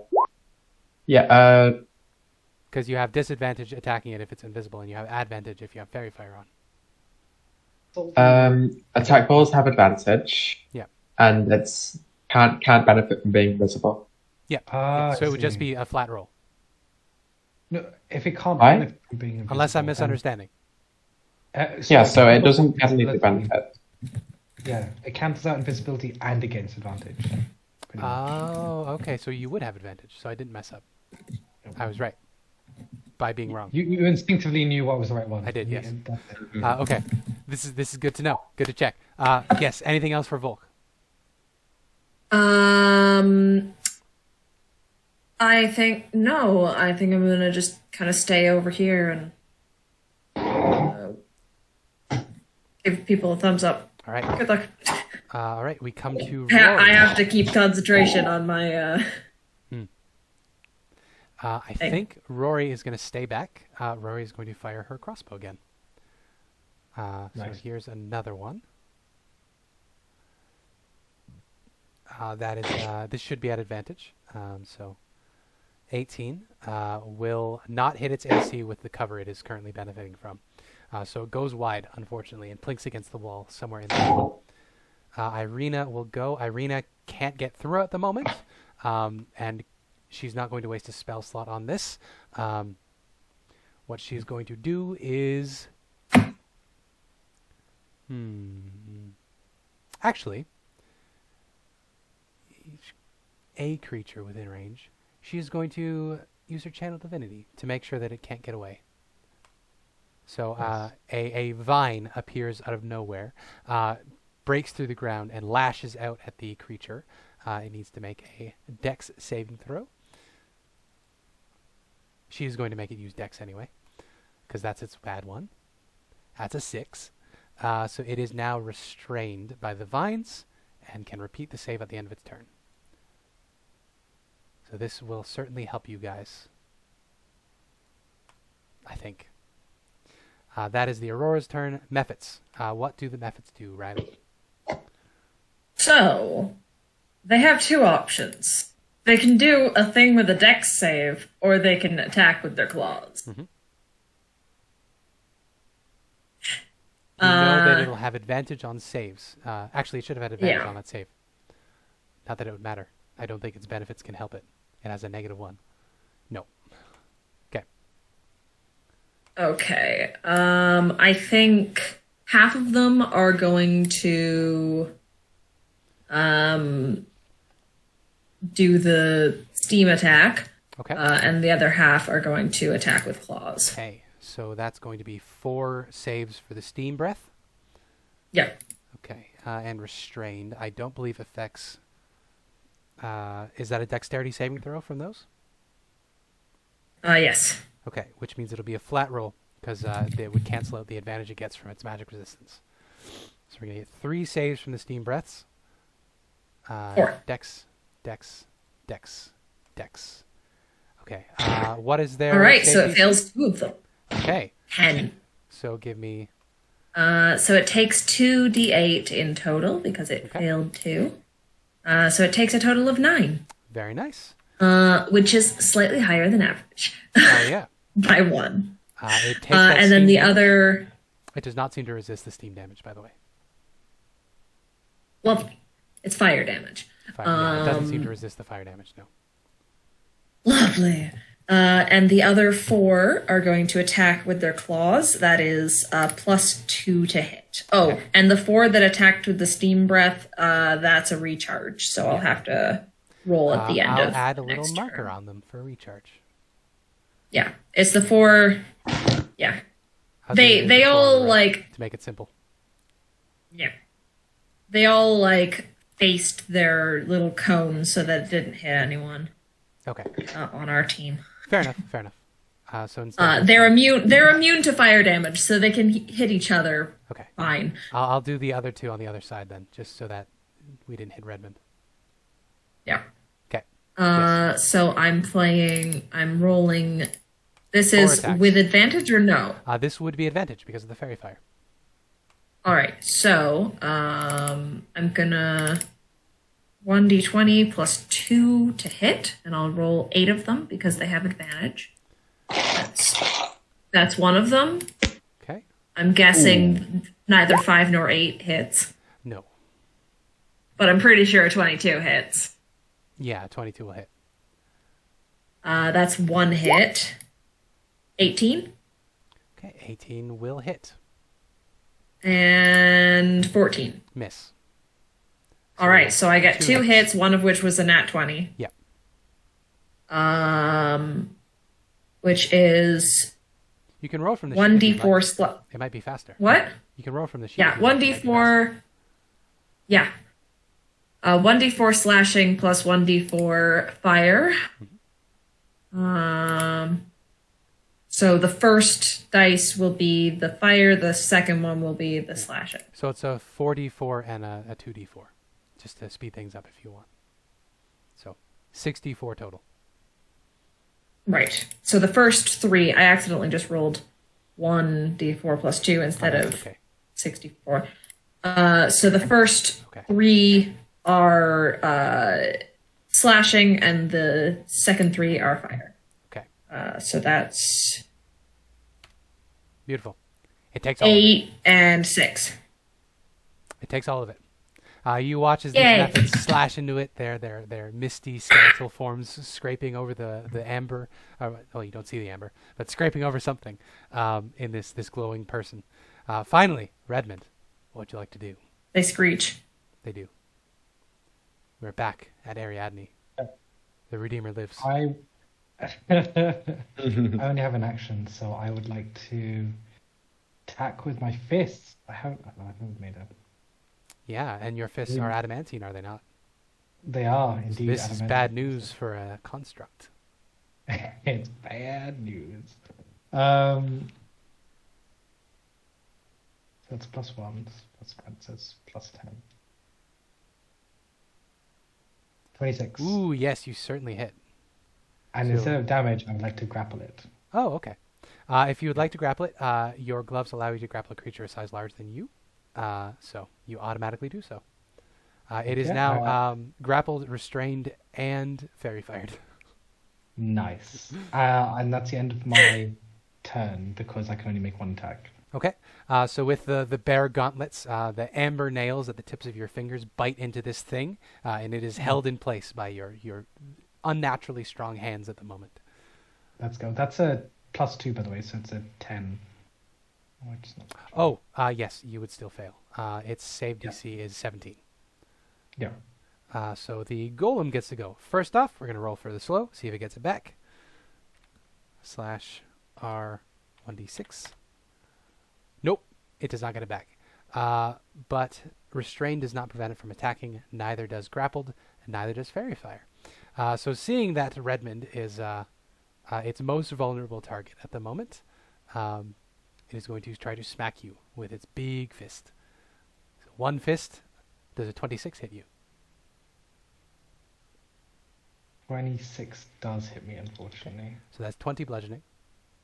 Oh, Ow. concentration. Okay. Seed. You're okay. It will then bring its other fist down on your head with its multi-attack. Spencer. Does a 28 hit you? It does. Spencer, 23 bludgeoning. it's restrained. It has disadvantage. You're right. Thank you. I'm going to re-roll those real quick. Okay. So for the first slam attack, it was actually a 21. So 16 bludgeoning instead of 20. And the second one was 18. So you actually lowered the damage across the board. Thank you, Biki. So that's a 16 and 18 bludgeoning for a total of 34 bludgeoning that turn. The 21 doesn't hit, so I take Right. For Shield of Faith. So it's only 18 bludgeoning. Yes. Nice. Very good. Okay. It is slamming you. This is a very, very powerful creature. And you can tell based on the strength that you're holding it with, it is nowhere near down. So you've got a lot of ways to go. Okay. You spit up some blood, and I imagine say, I can do this all day. Yeah. Absolutely. Oh, my. Okay, so we jump back up to the top of Diana. So Diana, you can see that Redmond is taking quite a beating. Yeah. I'm gonna get in and try and stop this thing. So you have 4 attacks, I believe, all with advantage. No, just 3. Just But 3. they are with advantage. I have a non-magical rapier and a short sword. So I was wrong last time. These things don't resist magical damage, so if you did want to use your swords, they would do full damage. I fucked that up. I was thinking to make these things harder. That's not actually how it works. Yeah. Okay, I will use my normal blades then. Yep. So 1, 2, 3. All 3 hit. So we're looking at, that's a crit on the last one. Very nice. So that's an 8, and 11 is 19, plus 21 is 40. 40 Holy damage, cow. yeah. And just like that, Redmond, you feel the thing within your grasp become bloodied. Okay, nice. Ireena! Wow. Yeah, I do need to keep concentration on this, so I'm going to step back. Okay. It will take its opportunity attack on you as you get its grasp, unless... It can't. So I hit it. Oh, never mind. Yeah. You're right. I think Restrain might fuck with that too. I need to double check. Where is Restrain? It will just give it disadvantage. Yeah, I just did it. You are probably correct. Where is it? Speed becomes 0. Can't benefit from any bonus with speed. Attack rolls against the creature have an advantage. You have advantage against this thing like 3 different ways. Good job, guys. Yeah. Disadvantage on dex saving throws. So, very good, very good, very good. You're okay. Casimir. Casimir is casting Magic Missile for 12 force damage. Very nice. All of them hit it. It does not resist force damage, but it is also not immune to force damage. So, what his magic would have a slightly purple color. So, purple bolts of force whirl around a lot of you and inerrantly hit the glowing creature in front of you. Nice. Yeah, that's the end of my turn then. Okay, we come back to Ireena. So Redmond's looking fucked up. Well, I would like to step up here. Yep, you are in range. I'd like to bonk. Nice. You raise your holy glowing mace above your head and bring it down upon the golem. Let's see if you hit. 24. You certainly hit. So it's Oh wow. 3 bludgeoning, which is magical. Yep. Plus 4 psychic. Okay. I don't know if it ignores that. It is immune Plus- to psychic. Yeah. 15 radiant. Okay. So it only takes 18 of that because it takes no damage from psychic. But still, Makes sense. a pretty solid hit. And would you look at that? I would like to use a spell slot. Okay. What would you like to use your It's spell? got Sanctuary on Redmond. And it's not concentration. Bonus action. Good, good. Okay. Also, I wisdom should saving check. throw to hit him. Okay. Yeah, it's also I should actually see is Sanctuary because it somehow defaulted all my spells to have duration. Okay, no, it is of duration. Yeah, shielding is nothing usually then. abjuration. Okay. Yeah, no, I was just looking if it was like enchantment or something for Gotcha. voice of authority to trigger, but oh no, I can do it anyways because it needs just to target an ally. Ah. So Redmond, you can make a weapon attack. Yeah, so do you want to punch this thing? I like to punch this thing. Yeah. You know that this is not alive at all. This is 100% a magical construct for your conscience. Yes, it is. Yes, for my conscience. I'm just thinking I might be able to do something that is better than punch. Yeah? So I'm just. Oh shit! It's a bonus action. So does it specify if I get an action? It's so. like it's just a weapon attack. It's just Yeah, a weapon fine. attack. So. I want to punch this thing in the gut. So Okay. You can certainly do that. Oops. for 19. 19 will hit. Its AC is only a 17, which you would know now based on rolls. And then I would like to. Yeah. Well, it's already grappled. Do you want to double grapple it, or do you want to actually do damage this time? I'll do damage. Okay. It's so it's an advantage, so I'm just going Yes. to check for the crit. No. you hit it. You don't think you did a lot of damage, but this thing, It's- it shakes beneath your fist. You did a lot more damage than you thought. Oh, nice. It's magical damage. Yes. Magical bludgeoning. Okay, brilliant. Good. Good shit. That's the end of my turn. Yep. Oh, that's the end of my action. Yeah, and of Ileena's turn. Okay, Volk, it is your turn. All right, I'm going to cast Healing Word on Good Redmond. choice. Come on. Oh, it's not actually vulnerable to adamantine weapons. My apologies. We'll just Um, actually no. Your weapons do double damage to structures, don't they? You have siege weapons, so it would do double damage because it's a construct. I think I do. Let me check. That is 1d4 I love plus. that feature, so I like to give it to magic weapons. So yes. Yeah. Take 10 HP back, Redmond. Thank you. I definitely will. Nice. I'll take that kind. What is your healing word for weapons? Feel better. And then I'm going to tell the Mephits to all fly up and kind of like surround its face. So they're all 10 feet up. Okay. This is because the Steam Mephit has a death burst, and I don't want it to affect any of my friends. Good. Good idea. And I'm going to tell them to keep attacking it. Good idea. All right. The Auroras. Rory looks in. How are you looking, Redmond? On a scale of like, in terms of like percentages, are you at 50%? Are you at 75%? Are you at 25%? Where are you at? I'm about 85%. I'm Okay. feeling good. So she is going to squint past everybody. She's going to say, "You look like you could take a few more. I'll wait. You got this, Redmond." Thank you. I know. I always do. So she is not going to use a healing spell this time, but Rory is going to go. She's going to take another shot with advantage. Advantage. It's raised AC because of all the shit in the way. She still hits. So she's going to do a Nice. total of 9. All of it is magical, so it takes 9 piercing damage. 4 Nice. piercing Yay. and 5 radiant. That is the Aurora's turn. The Mephits get to go. So the Mephits are up in the air. This creature is not very smart. It does not seem to be paying much attention. It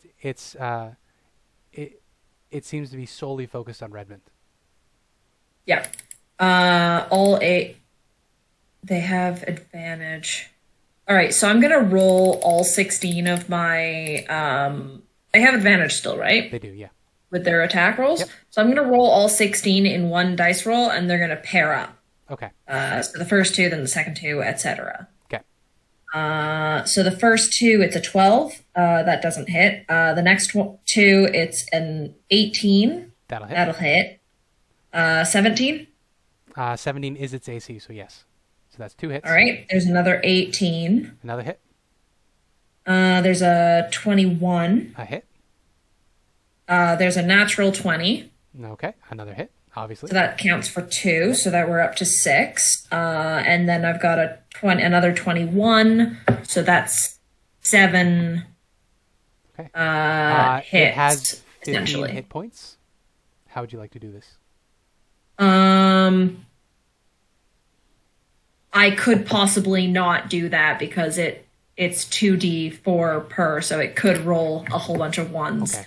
If you roll 15 ones, I will be impressed and laugh very hard. It's only So please roll. 14. It's only 14. Please. It's please 14. Roll. Please roll your 7 attacks. If you get below 15, no. It's 37. Yeah. How would you like to do this? They just kind of like glom onto it like a bunch of sticky thorns and just kind of. Yeah. So this silhouette of this Amber Guardian just becomes cloaked in smoky little skeleton men, and they beat and slash this thing, and then it just sort of crumbles in your hands, Redmond, and you're left holding an invisible chunk of very heavy stone, and then the rest just sort of slams onto the ground around you. Actually, I don't think the invisibility would end. So there are now just a bunch of invisible toe stubbers around the room. Oh, invisibility doesn't end upon death? Not for these creatures because it is not a concentration thing. It is an innate thing. It was activated. They are now invisible until it is deactivated. This is what I'm. We should have asked what the deactivation word was. You should have asked, yes. Okay. And they are going to roll one more thing. The 4 of them. Back? Yeah. Well, we're out of initiative, so they'll have a long enough time that they'll get it back automatically. So they all get it back. I need to pee. So I'm going to run and go pee. Anybody else is welcome to run and go pee. I will come back, and we will continue. See you all after the pee. See you all after the pee. All right. Ooh. Summoning is so OP. I love it. Summoning is broken in this game. I only recently discovered it with Volk, and I am going to play a shepherd druid one day because this is too much fun. For a one shot, for like a mid-level one shot. I'm not going to play a shepherd druid for a campaign. I am. Maybe eventually, but I need to figure out like better ways of managing summons before I do that. Also, just realized how much like charisma we have in the Tomb of Annihilation game. Oh yeah, we've got like 3 charisma casters already, and if you're going like, say you're going like Fey Wanderer Ranger. No, I'm going Hunter Revised Ranger. I think. So we have. I'm still unsure in the subclass, but it's gonna be a ranger. A paladin? Hold some. Did you read the message? Where is the list of the people? I was telling someone about it.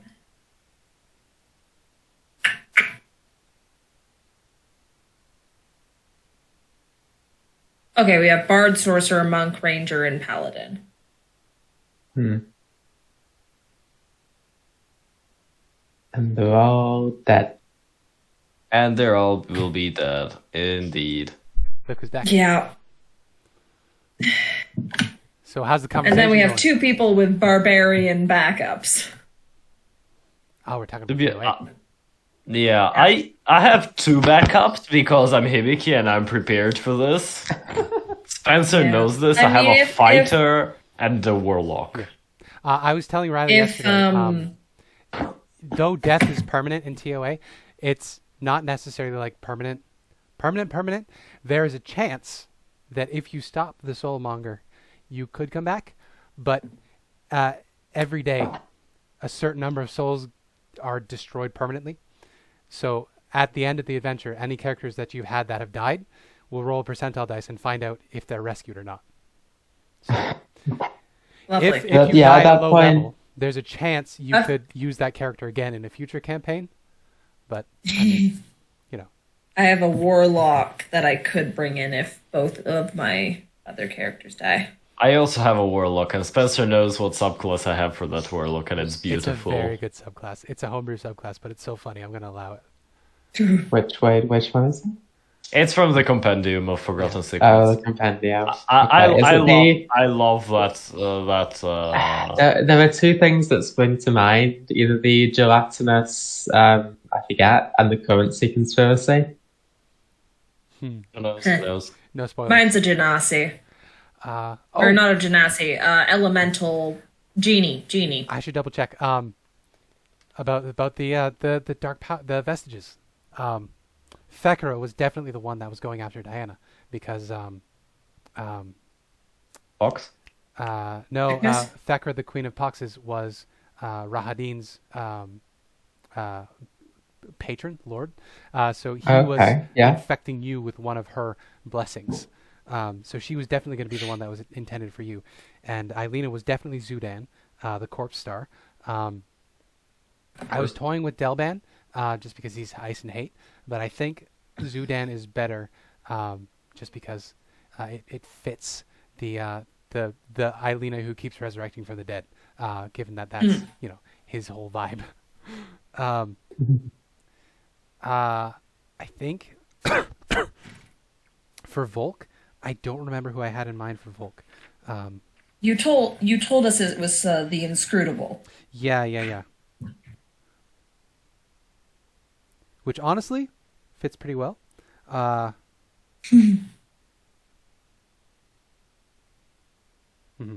Although Shami Amore, I think, might be better for you, the Lady of Delights. Yeah, I think that would be a better fit. The asexual druid. Yeah. Exactly, because it's Barovia. So we were speaking about Tomb of Annihilation. I do want to apologize for basically just leaving you on red, Spencer, because I sent you a message saying that I'd send you some stuff, and I sent that because I was procrastinating doing my coursework. So my thought process was, I'll procrastinate by writing my backstory for Spencer, and then 5 minutes later, my brain shifted into work I completely mode. forgot about that. Yeah, that is the last one you sent me. I never ended up actually sending it. Sorry. That was 5 days ago. So yes. I've just learned is that Abigail's the worst player that has ever existed. Obviously. Yeah, exactly. No, I just have ADHD. No. You see, there is something worse. I'm still in the process where my backstory is literally one line. Honestly, you can keep it loose. I'm gonna take whatever you guys give me, and I'm gonna run with it. Jesse's character gave me the inspiration for what I'm gonna make the meta story. A lot of you already tie into it, so it's gonna be good. I think mine's one paragraph, so it doesn't have to be super complicated. It's going to be a lot less heavy than this one was. I have an idea, Spencer. I'm gonna write it to Make you. It quick because we're all here, and this is for a future game that Ariadne's not going to be in. So we should probably focus on the one Ariadne's in. Yeah, to be honest, true. I'll write it after probably, and we can you can tell me after. I am excited to hear it. I'm excited for that game, but for now, you guys are in hell. So the Ember Golem is destroyed. You're looking around at the treasury around you. Do we want to have Rory make the investigation check just because she has the eyes of God? Yes. Yeah, to be honest, yes. Yes. That's what I figured. So Rory will squeeze her little tiefling butt in here, and we will have a perception check. plus 12. That is a 15. I'll give her advantage on that because the rest of you are helping too. This is a joint check that she's making. So 27. Jeez. So as you look around, you see that there are 6 very large piles of treasure.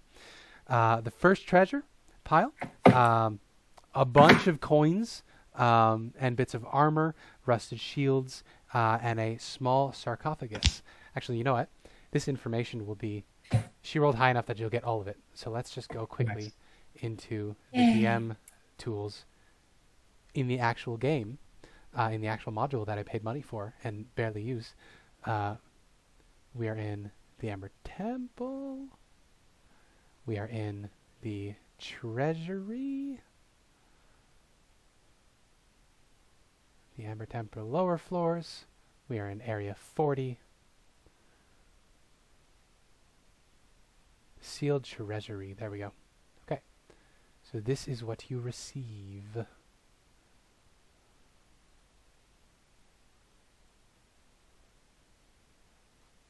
This is what is in the piles. You can take what you would like, or you can leave what you do not like. Boy, that's a lot. In addition to all of these things in this treasury that is now so laid bare before you, unprotected, there is a hilt of a sword resting on pile number 6. This hilt is stylized in the shape of a sunburst around the hilt itself, but it is just resting there on top. You could see that there is little fragments of glass. It looks like the blade would have been made of glass, but it was shattered a long time ago. But that's just still embedded in the sword hilt.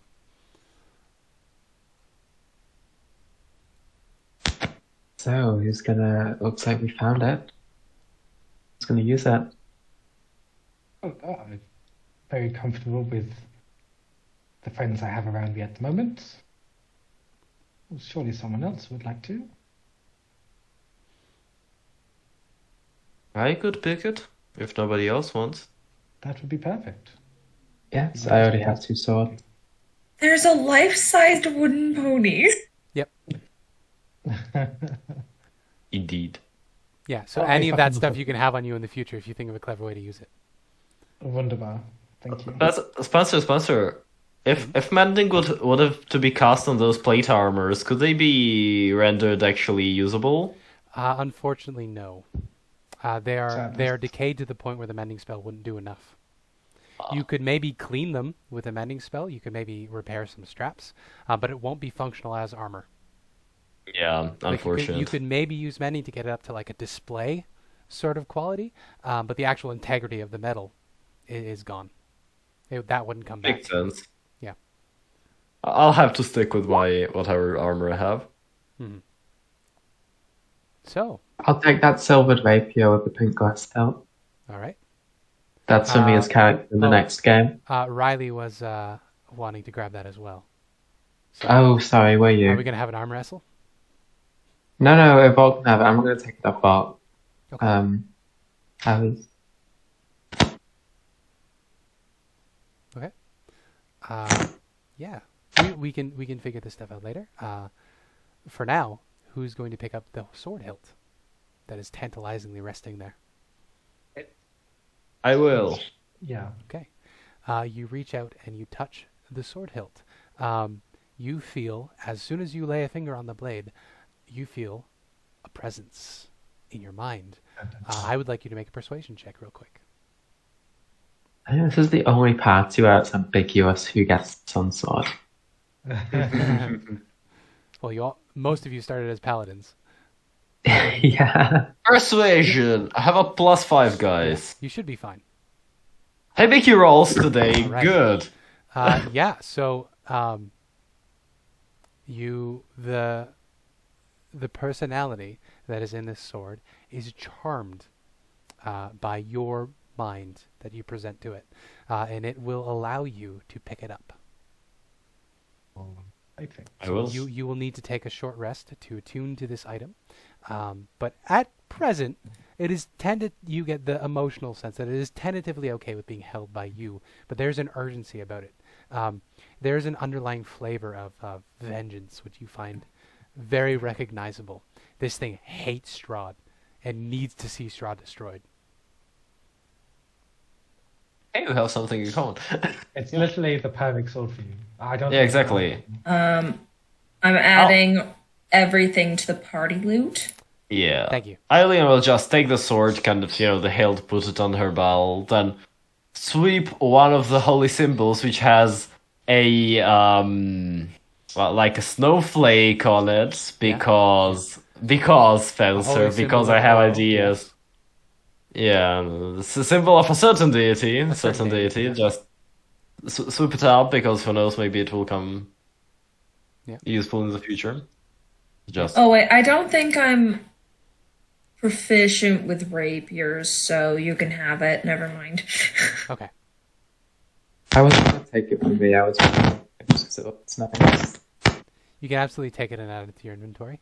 I can also just say in the party loot, and you can claim it later. Okay. So, what would you like to do next? You can take a short rest here. You can keep moving and exploring. You know vaguely what you're supposed to do. You have to go to 3 of the 6 sites to perform a 4-round ritual to use the sun sword to pour divine energy into the effigy sites at those spots. Once you have done that, the mesh will begin to close around Vampire and force him to take physical form. You have no idea what that'll be like. And then once that is all done, you'll have to go to Yester Hill to get him there.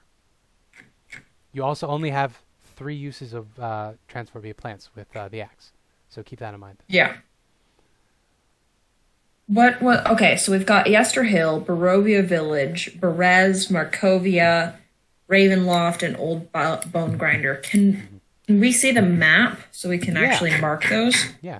I will say the episode was lost, but Selena would have told you when she came to Ravenloft to find to check on Valenta. Valenta had turned Strahd's old body into a headless puppet, which she is now having quality time with as her father.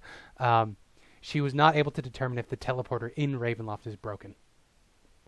She couldn't find it or determine if it was busted. So there's a chance that that's there that you would know about. But, you don't know for sure. Ravenloft collapsed around you as you guys left, so questionable. Okay, let's use the extra large. Let's do a brighter color. Mordenkainen might have been able to teleport you around as well, but Mordenkainen left with Selena. That's the other thing that happened in the last episode. Lovely. All right, So yellow is pretty bright. So we have one here. one is this one, which should be Berez. Yep. You is Berez. We have Yester Hill. Yep. We have Berez. We have the Abbey at St. Markovia, which is in Kresk. Which is S up here. Oh, then we have Bone Grinder, which is O, if I'm not mistaken. Yeah. There was one at the village of Barovia, which is E. Village of Barovia. And there's one in the Castle in Ravenloft. Ravenloft somewhere as well. Theoretically. Mm-hmm. Oh, God. So, I believe that's all of them. Yeah, that's all 6. It's easy to get Berez first, because, we have to get to a tree first before I can do anything. True. How far is the range of transport via plants? Anywhere, I think. It's unlimited. It has to be a tree you've seen, or with Riley's. It has to be one of the standing stones. Yeah, it's anywhere on the plane. Yeah. It's anywhere on the same plane of existence. So we have 3 uses, right? So we can theoretically just walk down to here. Yeah. Normally, just walk. We don't need to use it. 2 days of travel to get there. Yeah, it is also 2 days of travel through the freezing cold. Yeah, 1 day. But we don't have trees. Solanka Pass, and then 1 day to get. Well, okay. If I summon owls, and we fly directly. Yeah, direct like air. Like this direction. I'll let you do it in a day. Oh, this direction, too. Or we could directly fly with it. Literally this direction right here. The purple one down to the trees. Down to the trees and from the trees, Down to the nearest trees. Okay, that, very quickly. Yeah, that wouldn't be too much difficulty at all. Then we can bounce here, and then maybe like this. Okay, I get it. So we have 3 uses. 1, 2, 3. Well, I mean, I the have 3. rituals don't have to be performed on the same day, right? You can rest. Do they have to be performed on the same day? There was no timeline specified, but given the fact that like the mesh is falling apart, the charge isn't going to last long. It's probably not going to be possible to walk to each. Yeah, no, but if we go from here to here, that's 1 teleportation. Yes. Then from there we go to here. That's 2 teleportations. From there, we either we try to go to here. If we can go here, we do it. We do the stuff. And then, or we can go the other way around and try to go to Ravenloft first. If that fails, then we go straight to Barovia. We rest in Barovia, whether or not we can go to the castle. That is then a good from Barovia, we go to Old Bone Grinder, Kresk, and finally Yester Hill. And that is 1, 2, 3 more teleportations. There is as well. So we can go everywhere.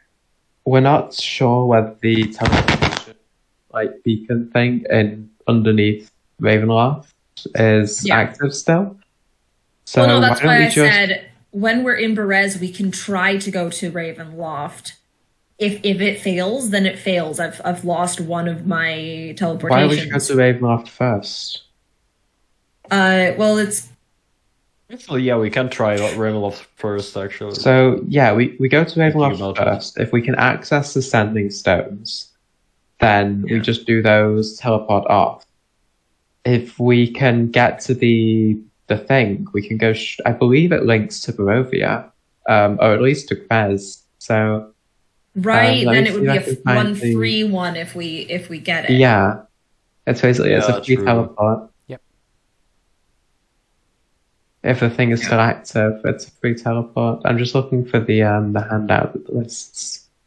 It should be there. Let me see if I lost it. We are so theoretically it would be there first. We are in the then Brazier room. Yeah, it should be visible to you. Cast a stone into the fire. Violet leads to the mountain's spire. Orange to the castle's peak. Red if lure is what you seek. Green to where the coffins hide. Indigo to the master's bride. Blue to ancient magic's tomb. Yellow to the womb. Sorry. Yellow to the master's tomb. So you know a few of these. You know that which one is that? I believe Violet led to the Abbey of St. Markovia, and you know that Green leads to Valaki because that's the coffin maker's shop.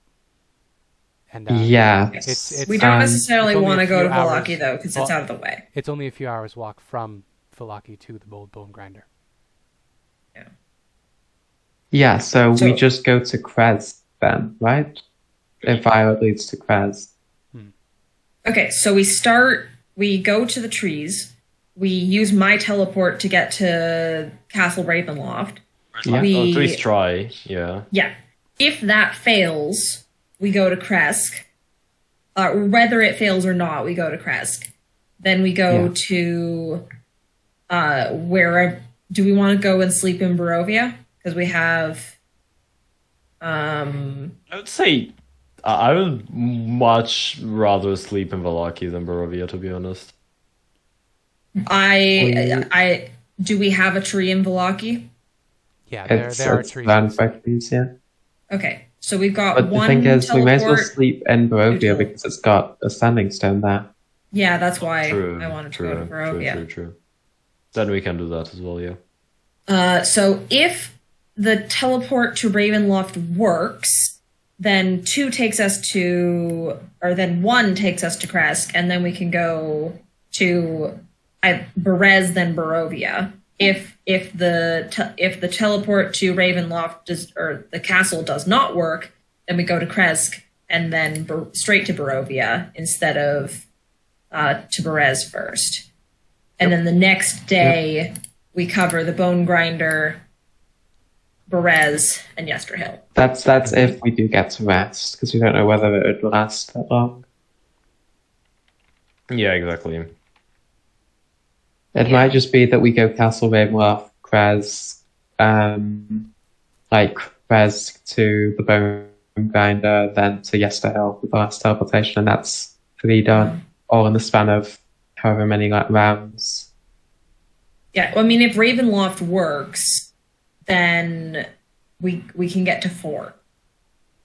Yeah. Wait, does Yesterhill count as one of the sites? You said we need 3. Yesterhill so counts. the tree is Okay. where you have to fight Vampire, but the circle they're there 2 different counts sites. as a standing zone. Yeah. Okay. Yeah, that sounds like a good plan. We can at least get 4 within a day, or at least 3 within a day, potentially 4. So yeah, I think that's good. Yeah. Okay. Tend to the goblin side in the meantime. If the teleport to Ravenloft fails, then we can only get 2. No? We get 3. No, because we're going to Ravenloft first. Yeah. If it fails, I've lost a teleport. And we Okay. Wait. Yeah, but I mean, do we mean the standing stones in Ravenloft, though? Like, in that case, we can just rest. Like, I imagine the time that we can rest. the There's Yesterhill, Barovia Village, Berez, Markovia, the Pillar of Ravenloft. That's the one I'm talking about. You didn't If that one see fails. any circles in the Pillar of Ravenloft itself, but you didn't fully explore the basement of Ravenloft. So you know it's in there somewhere, based on what Exathanter told you. Yeah. So we still intend to do the god stuff, right? At all? You certainly can. What? Try and get a god to come and take. We can do that. No. I think we can try and like commune and stuff before, because we have at least like Rory that can commune with Lathlander. Yeah, we need the Thunder, Raven Queen, and. Yeah, that's the problem. We don't have any way to commune with the Raven with RQ. I mean, one of us just has to die, right? Okay, get that diamond ready. Bring me back. I mean, genuinely. Like, genuinely. Say the line, Redmond. I'm ready to die. I'll make the sacrifice. Yeah. Genuinely, though, I mean, we have the money for it. We can do it. Like, I think it's the way. It's the only way to commune with the Raven Queen. Because the other also because where did we meet DeSantis? That was the Berez. stones around Berez. Yes. Well, We can try to commune with him near Berez if we can. yeah. I mean, Because also, to be honest, I think now like he is not the only death in here because Wait. Why don't we just teleport? DeSantis was trapped in Barovia when Barovia closed, but you set him free. So you don't know if any more agents of the Raven Queen have come in since the borders have been open. But given that they don't want to be trapped, it is entirely likely that they are not keen to come in here, just in case it closes behind them. Why don't we just go to Vallaki, stock up on diamonds and everything that we could need from the Vistani, hopefully, then just walk to Berez, and then start our teleportation. I guess there's an extra circle. Because then we'd go Berez, Ravenloft, free teleport to Krez, Barovia, and then Yesterhill. The only one we're missing there is the Bone Grinder. Hello? yeah. I'm sorry. I'm just trying to conceptualize this. I'm so sorry.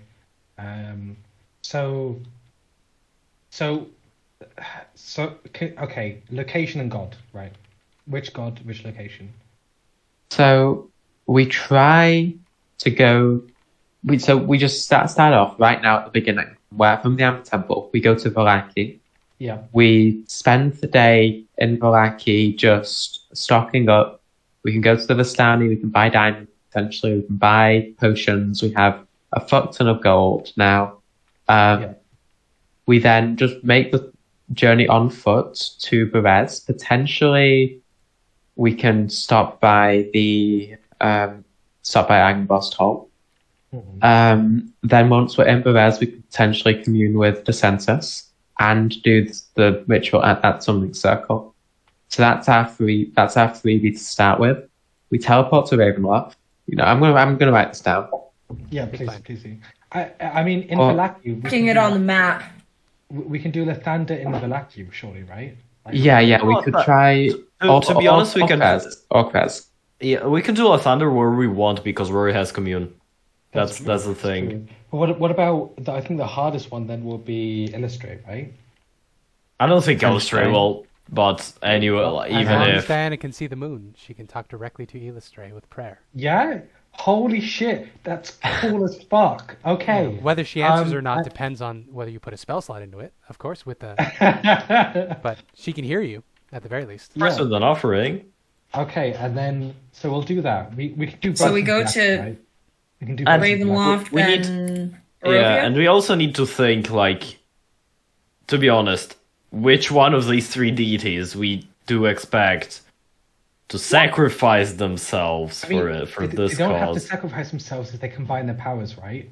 Like if they all three put a finger or something, you know what I mean? Or something, you know what I mean? Maybe they don't have to die. You're forgetting that deities are extremely fickle creatures. They hate each other pretty much. Like low-key hate each other. True. So the whole combining powers with deities, unless they are like all from the same domain or under like one deity or all parts of like one deity. Well, they do have a common interest, which is stopping Barovia being ruled by a dark power. Exactly. Like not just a dark power, but we can possibly put not an end, but like put the hold on all the dark powers. You know what I mean? If we tighten up the weave. So this has massive repercussions of massive magnitude, right? On the multiverse, yeah. On the multiverse. Like, it's cool as well. Do you want to fuck around with the multiverse? Absolutely, I want to fuck around with the multiverse. Are you in this regard, we can all do this in Valaki, surely, right? We can do the Death thing in Valaki, we can do Lathander in Valaki, we can do the Illustrate in Valaki. Like, we do have a temple to the Morning Lord in Valaki, which, as far as you know, is still consecrated. Yeah, exactly. Yeah. So that would be the best situation and time to do it. So we can find out then if we can make it work. We do have Bahamut, but I don't think Bahamut really gives a fuck about Barovia. He doesn't give a fuck. You didn't get the sense that he was personally involved. You can just draw from his powers. Yeah.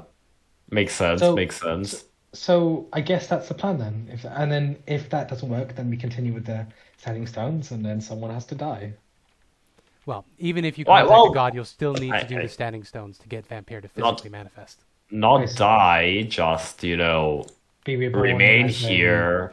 Remain here for eternity. To be honest, we have several people who are up for this. To be honest, I'll be remaining here anyways, so... Yeah, I will too, just to make everyone's life a bit better, to redeem everyone, and that's about it. No, you need to live on in a normal world. This is just everyone to everyone else. Like, yeah, I'm going to be the one who sacrifices myself. You all just need to be normal. Ireena doesn't... Ireena doesn't want... Yeah, Ireena doesn't want to become the Dreadlord, but she's like, if nobody else wants, like, I'll be here anyways. I mean... Might as well. If... As a character, I feel like Redmond wants to become a Dreadlord just so he believes he can break the cycle, even if he can't. He's so much hubris and this one man. Fuck gods. You fit so much hubris in this oh fuck, what's the meme? Pat's the hood of Redmond. I can fit so much hubris in this 5 foot tall man. Or however tall Redmond is. Absolutely, yeah, he's a small boy, relatively. Small and young, apparently. Okay, young? Right. So, shall we do that, guys? Since when? Can we do that as a plan then? Yeah, we can try. Yep. Okay. Yep. We'll. So our first stop is Valaki, where we restock and do all the things and god stuff. Yeah, we'll do that. Let's do that. I am just making a stat block real quick because I forgot that I deleted it, thinking we wouldn't need it, but it could potentially come up. So I need to. I'm re-adding it real quick. What's the start Scary. look? I can come back to that later. Yeah. Well, I will tell you that things have been going on while you have been gone these 2 days. You have not been outside for a day. Things are moving. Things are in motion. Oh no. Uh-oh. Game is afoot. We'll jump back to the lower temple here. Now that we have a plan, you guys still need to get out of here, and you can certainly get whatever helpful things in here you can, and you can contact any allies you'd like on the way as well. Okay, we'll take our shit and then just leave. I think it's a plan, right? Just leaving? Yeah. Okay. Yeah. Yeah. Wait. No. There's someone we have to talk to first. We should talk to Shamaska. Can we open this door? Yeah. When you come up to it, you see that there are handprints embedded into the wall on either side. They require somebody with 4 fingers and a thumb, but if you place your palm into the imprint on either side, the doors will open. On this side. The other side, they're locked. So we got to talk to Lich, right? About what? If you'd like to. Like, our plan. Like, he's a cool dude. No, we don't inform him about our plan because he's going to want to stop us. Really? You think? Yeah. Why? Because he's an evil guy. He's not. Even if he's not evil, like he has been in here for fucking centuries, if not millennia. It's naive to think he's uncorrupted, right? So like, I imagine we're saying this in character, so I'll say yeah. Friends. I meant to be a fatalist, but in all our interaction with this individual, he has been beyond helpful. He's given me some thought, certainly. Why not just... we could be more informed. He could help. Helpful does not mean good. He helps us because he thinks that we can achieve his own ends. If he believes that we won't, and we won't choose a successor, then he will stop us. But didn't you see in him there was once someone hopeful. There was once, and there will be time to work on him after we are done. But right now, he's not going to help us any more than he already has. But why not try?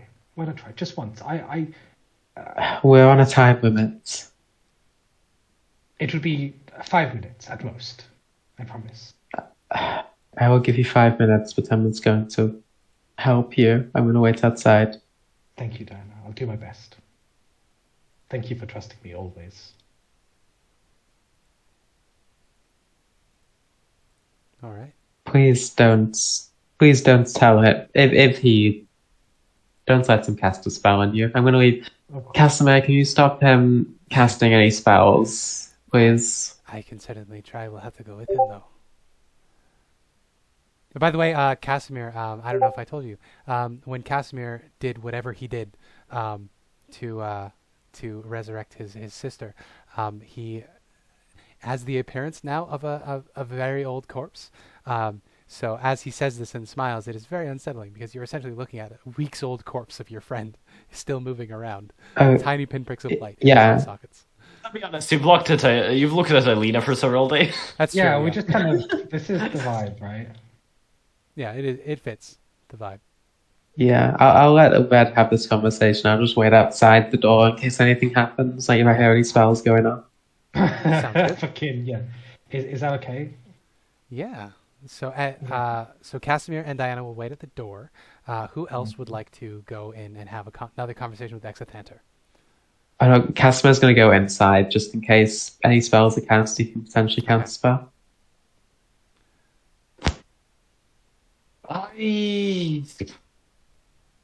Do I want to go in there? I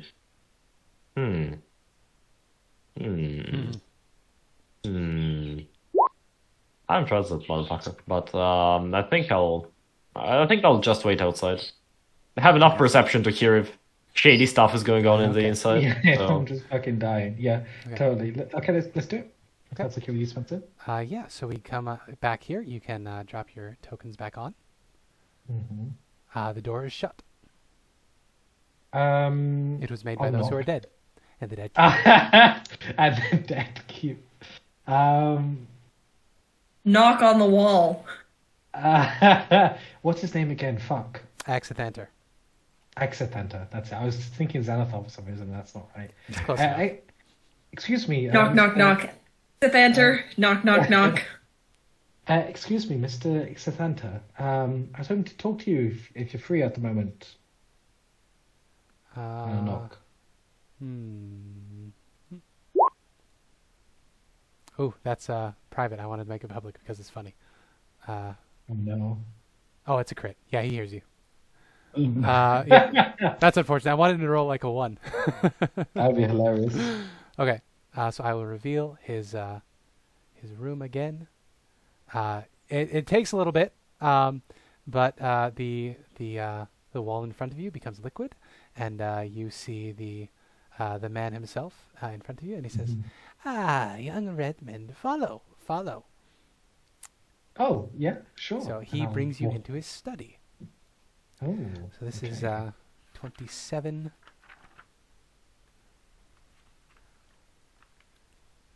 So you see a 15-foot high room containing the trappings of royalty.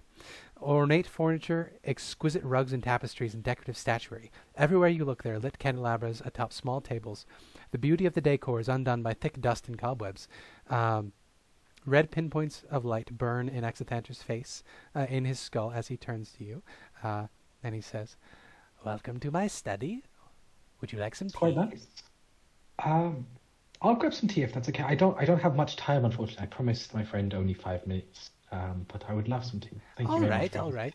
You see, he's already had a pot brewing, and he pours you out a little cup full. The cup is a little cracked, so you're gonna have to drink it fast. But he passes you this cup. Mm-hmm. Make a Constitution saving throw. Oh shit! Is it poisoned? Fuck. 21. Okay. It is not poisoned. That's 22. 22. Okay, it is not poisoned. But the tea that you are drinking is a few thousand years or a few centuries old. So it's dust. So you're essentially drinking ash water. This is peculiar taste. Thank you nonetheless. Yes. It was imported from the far eastern lands. Back where I was from in Mulhorand, it was a lot easier to get, but out here on the western coast, it's a lot harder to find these particular trees for these leaves. Yeah, imagine so. And imagine climates have changed in such time as well. I was hoping to talk to you about the thing we were discussing earlier, if that's okay. Yes. And you see he settles in his chair, and on his table you see there's the gold brick of his spell book. There's also a bunch of other papers and very expensive looking, slightly glowing inks and pens. Of course, there's, like I said, the urns, the statuary, a bunch of comfy chairs and an old bed, everything covered in layers of decay. But yes, he looks up at you and he says, "And what exactly was that?" Well, regarding the plan to get the gods involved, to have some sort of, regarding this weave you were talking about. Oh, yes, divine intervention. Yes. It's probably going to be very difficult, but we've hatched a plan to hopefully combine the effort of 3, so no one has to sacrifice themselves. This is a very noble plan. Which 3 gods are you thinking of? Well, we were thinking the Raven Queen, the Thunder, and Illustrator. I have no idea who any of those are. Really?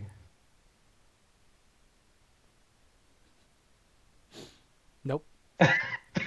Sorry, I just read Mia's note. But yes, no, he's. I have no idea who those are. Completely flat faced. He just looks at you. His cataract eye wandering. He says, "I have no idea who those are." Understandable. Well, they're gods, I suppose. And I was wondering, before we depart the Ember Temple, if you could give any advice or help in any kind. I know this isn't something that you prescribed in terms of actions that we should undertake in order to save Barovia, or at least alleviate it in some way and alleviate the illness. But I was hoping if there's a bit inside of you who, was hopeful that maybe something good could happen out of this. Maybe there can still be a balance when there is still good. Could help. He nods and he says, "That part is there. That's why I know you will let one out. even with the gods' help. Balance is good, remember? At which point he is going to reach down to the papers on his table and he says, "Oh yes, I was meaning to transcribe these for you." He pushes the papers over towards you. The ink glows slightly. He says, "This is a copy of the ritual that you will need to perform at the different standing stones. I didn't remember it myself. That's the purpose of a spell book. But seeing as my notes are sealed within this book, they have been unchanged over the centuries, and I was able to recall them and record them for you directly from my notes." Oh, that's wonderful. I feel like I don't trust these, but as you glance over them, it's arcane shit. You have no idea how to read this. A spellcaster could read this and perform a ritual based off of the spell that's here. Would they be able to? Yeah, that makes sense. Perfect. Thank you. I'll take these. 4 rounds. This is the thing he was talking about. You'll need to be at the standing stones for 4 rounds, pumping radiant energy into the standing stone. Perfect. This is perfect. Thank you so much for this. I know you said about balance, but yes. If you look around Barovia at the moment, there seems to be a lack of balance. There seems to be much more evil than good. On the contrary, Redmond, there are brave men, women, children, and other types of genders all around this brave land. They are joyfully fighting. There is, I see, his cataract eye flicks off to a corner of the room. He says, "I see an entire order of were-ravens who are living under their curse and joyfully, gainfully fighting against the forces of darkness." Flicks to another place and he says, "I see a mad old man, full of folk magic and wisdom, who is currently helping defend an entire civilization, an entire town, from encroaching darkness." It flicks to another spot. He lists off some of the allies that you have throughout Barovia. He says, "I see a band of werewolves who are bravely shrugging off the worst effects of their curse to stand against their beastly natures, to stand up for fairness and defend those who have no home. On the contrary, Redmond, I see much good in Barovia, and I believe the scales are beautifully balanced." But that's the thing. There can be meaningful good without strife. I understand where you're coming from. I was hoping that you'd be able to have a bit more, but you've helped well enough already. I suppose I saw something that wasn't there, but I thank you so much for your help. And I apologize that we are not going with your prescribed plan. There you are you not? You're going to talk to the gods and they're going to help you. What I am saying is you may not know the gods as well as you think you do. They can certainly help you, but a god will never put its neck out for the sake of a mortal. It is simply not done. Perhaps, but it's still worth a try. I think my 5 minutes are up. He will tap his fingers on the table and he will say, "I like you, Redmond. I think you are going to do wonderful things in the future." And that cataract eye finally makes eye contact with you, and his grin gets even wider, and he says, "Yes, such wonderful things in your future." Oh, that's fucked up. Oh, yes. Thank you for the hope that you placed in me. I hope that it leads to good ends that make everyone else happy. I'm going now and... Oh, shit! Oh. Yeah, let's go! This is a +7. That's a 11. Okay.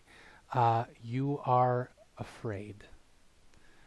He is not using this in a combat sense, but you are filled with a deep, deep sense of dread.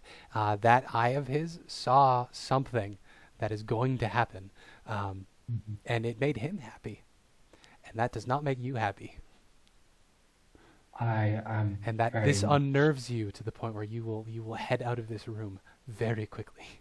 Quicker than you maybe need to. Yeah, I'll stop packing up my things. shit, there's one thing I wanted to give him. Do you think I'd be aware? You like cannot where we did, approach him while you are frightened.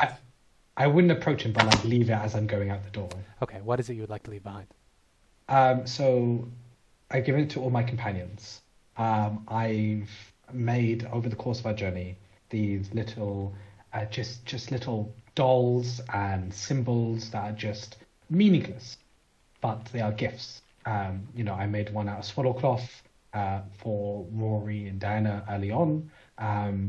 I've made some out of like leaves and branches for Volk. I remember, yes. You made Yes. you one for Diana out of the swaddling cloth from the Death House. Yes. Yeah. Exactly. And this one I've made from some parchment that we found in the crypt. And I say, I give these to those who've had an impact on me. I'm sorry, my mind is in another place. I cannot express what I was going to say. I worry about the future, but your words have had an impact on me, and I hope that if we meet again, it's on good terms. He smiles and he best. says, "I do believe we will." What Fuck. is this puppet in it? Oh, what is the doll in the shape of? So the doll is in a shape. So this is it's kind of like really badly made, I assume. Yes. The doll is in the shape of someone who has a profound impact on me. It is a young, what I imagine a cat person to be like. Oh, Smoke. Gotcha. Okay. Yeah. So And, so it's like a really shitty paper mache Smoke. Yes, exactly. Yeah, you see, he picks it up and he smiles at it, and he gently pats the head and he says, "Yes, I do think we'll be seeing a lot more of each other, Redmond." That's fucked up. Goodbye. Thank Yes. you. Okay, you can rejoin the party. So I'll you rejoin. now have a copy of the ritual spell. Now, I don't have a spell for you. The door closes behind you, by the way. I don't have an actual spell for you for the purposes of this, but the way it works, you can, of course, do an Arcana check on the spell itself. But what you will glean from it, if you can cast spells, is you have to be concentrating for 4 rounds, pumping continuous radiant energy into radiant energy that is daylight, pierced into one of these standing stones. So it has to be like sunlight as a weapon. So it has to be the sun sword. And you have to be concentrating on it. And there's a number of words you have to say during it. I don't have those words for you. They're listed in the spell, and we can pretend that you're reciting those words as you go. Does anybody with Arcana proficiency want to check this out further? Yeah, I was going to suggest that to the party, so when I'll give it over to the party. Yeah, I'll take a look at it. Okay. Yeah, I don't know if I have Arcana. I don't. I have Arcana. Okay, go for it. Ooh. That's a natural lot. 18 for a total of 24. So with a 24, you can see it's pretty high level conjuration. No, sorry, not conjuration. Transmutation, the type magic. Basically, it's about swapping. So you're essentially, well, it's a mix of different things. The main thing is it's about forcing the creature to manifest. There are sections of it. He's helpfully subbed in the name of the deity you want to trap, which is Vampire. You have to be repeating his name with the intentions of what you want to do. Those are, you want him to become physically present, you want him to be physically present at a certain place, and there are implications in there about you wanting to trade places. You want someone to trade places with him, and he's left that part of it blank. So you will determine which name you want to take the place of Vampire when he goes in. But that is inherent in the spell. With a 24, you don't know if you could just remove that. It seems like it's part of the entire nature of the thing. Oh boy. Oh boy, this will be fun, guys. I remember we were thinking of something to do with the order sword. And that was also at the Standing Stone, Yes. so we should probably figure out what we want to do with that. Yeah. Alistair. Yeah, Alistair, the Sword of Storms. Yeah. Oh, we were basically trying to I think the plan We were was, trying to reconstitute the elemental. to get it struck by lightning bunch. Yeah.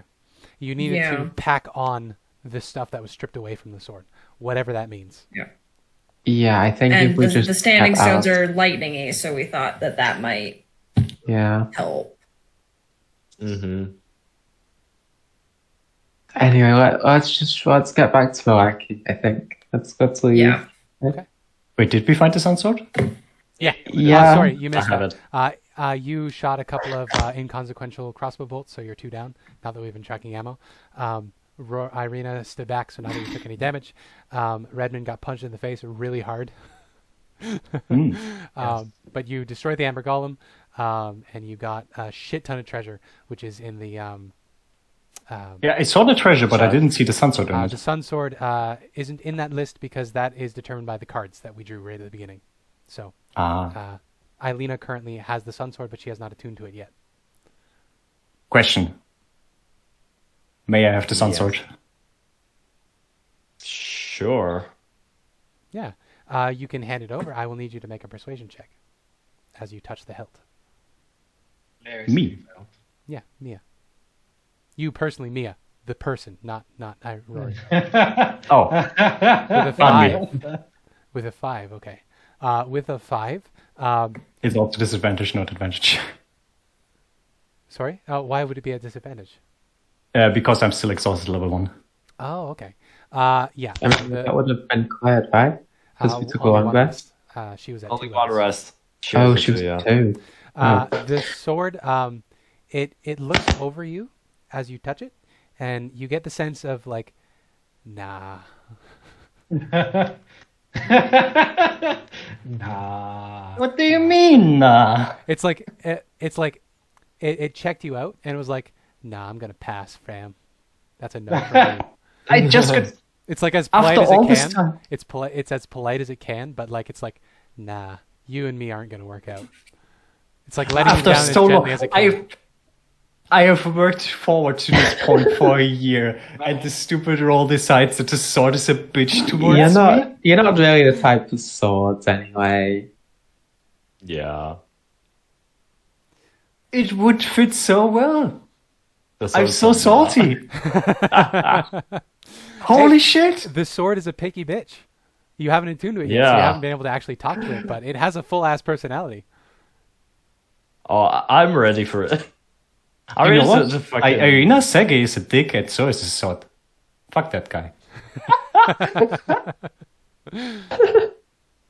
Oh, I'm so incomprehensibly salty. Would you like to Oh, make another Jesus. check? Would you like to try to force your will onto the sword? No. Don't do it. I will not force That my will would onto be it. that would be a charisma contest if you would like to try to force it to listen to you. No. No, let's watch as Rory gets possessed by Sergei and runs off. You also have in no the- idea how in the sun. charismatic the sword is, which is another. Another I'm not very... Aurora is not very charismatic. Yeah. Piece of sword, judging me like that. It tried to I've let you tried down so nicely. fucking hard. It tried to let you down I've tried nicely. so fucking hard. And I'm being rejected by... I don't know. It was okay with me, I guess. Just to make Rory extra salty, or have like Yeah, everyone else no. hyper- Yeah, Diana, you want to put a hand on it and see how you do? I will, just for curiosity's sake. Persuasion check. I'm such a god if this succeeds. Wish I could try. 10. Oh, okay. Nah. Nah. It looks over you and it's like, also pass. Yeah. You're better than the other one. Yeah, Diana, what about it? Huh? I'm good. I think from what I've learned talking with swords friends is that you have to listen. The impression you get is something like, I can do better. Oh, excuse me. If I ever become an evil before demon, Rory, I will lock you away. Okay, Before guys. Rory succeeds where the wizard couldn't, let's get to Valaki. Anybody else Yeah. want to try to persuade the sword? See if it'll let you attune to it? So guys, I won't attune to it, but I can try. Yeah, give me a persuasion check. Okay, I'm gonna. no, with Redmond's persuasion. Go, Redmond. 27. I just want to do. Wrong one. Sorry. Oh no, yeah. I've used my treasure. Okay. Okay. So this is a plus 5. So you spend a minute talking to this sword hilt. It's plus 14. So It is like on board. It is like, you're the one I've been waiting for. But that's like a 31. That's a 31. Like, I'm gonna try. Just for kicks. You're not gonna. No, it doesn't like me at all. Nah. I'll just communicate with it like, and say. I found my one true love. Fucking Redmond. It's Redmond. I'll just communicate with it and say I don't know if I can communicate, but I think I've got a knack for communicating with my Emotions. You're not attuned to it, so you can't have full communication, but you can give it impressions. Yeah. It is impressed I'll with say- you, is what you feel. I'll express thankfulness and appreciation and relief that it's on board, and hope that it can mesh well with Ilena. Yeah. It follows up with an impression of like, we gotta kill Strahd. We gotta fucking murder that. We're gonna murder him. bitch. Yeah. Merkstrahd. Like, He's already dead. having been a murderer in the past, you know what this sensation is. This sword wants to murder real bad. Oh, I'm so sorry. So are you gonna let the Also, sword the down sword is easy? just a little salty bitch. Sorry, what was that? So are you gonna let the sword down easy? Like, oh, it's not gonna work out, buddy. I'll let it down easy. I say, I'm not about that life. Sorry, I let that long go. You I the look at the sensation sword of again. pouting from it. I'll give it to Ilena before this gets complicated. That's how it feels. Feels bad, doesn't it? He took like 3 different entities at the same time, and all of them were budget insane, and he doesn't want you. Yeah. You know what? I should go back to the cat lady and get the other sword. The other sword would love to work with me. No, let's Volk takes to Blackie. Volk, let's go. Don't Let's make go. the sword jealous. Yeah. No, the sword I'm comes being back to pissed you off at the and, sword. it just communicates. Just like. Kind of just like it's miffed. It's like, what was the point of that? Yeah. I can't believe I was just dumped. You get the sense like it almost asks you, Ileana, like, would you talk to him for me? Nah, I'll just like I feel this. I'll just turn towards the door and be like, "Yeah, no. First, we have a job to do." He's not worth it. He's not worth it. It nods and it's like, okay, you want to kill, I want to kill. Let's do this. Yeah, let's go. Oh my I goodness. hate sentient weapons. So we're gonna make our way to Blackie. Yes, we're on the way to Vallaki. So the Yes. plan is Yeah. to get the 3 gods on board. and So then- how many Or spell slots am I going to use to get us to the closest little tree? Well, there are no trees on the mountain. So the first thing you're Yeah, going to I have know. to We're do is going get down out the of mountain. the temple.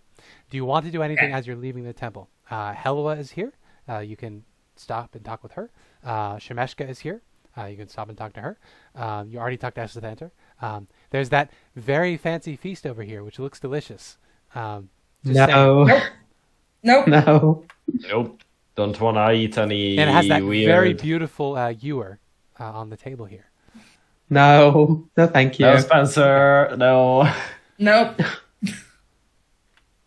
All right. Yeah. So Yeah, I'll just probably drop by the barbarian lady. I don't remember. Yeah. What's her name? And just be like, can you keep this place kind of guarded for a bit until we've done our stuff? She nods and she says, I was going to do that anyway. Just,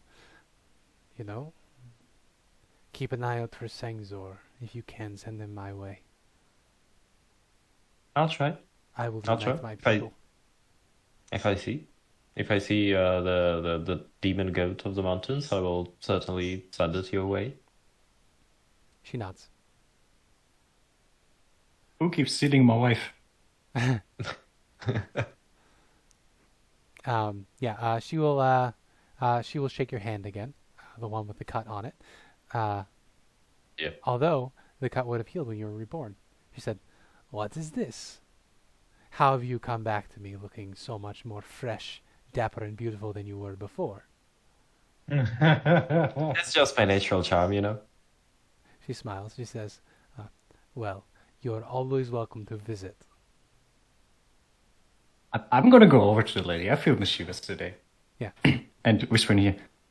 Actually, after we parted ways, she made sure to make herself look as pretty as she can before we go to you. Okay, make a deception check for me. Yeah, is this vengeance for the stolen sword? Yes. Is this? I will make an insight check for Helwa. Helwa is not very wise. God Actually, damn it, you're petty. She might be pretty wise. I don't remember. She is a totem barbarian, so she might be. I don't remember. The totem barbarians shouldn't be. Nah, she's a 12. All right, let's see. Insight.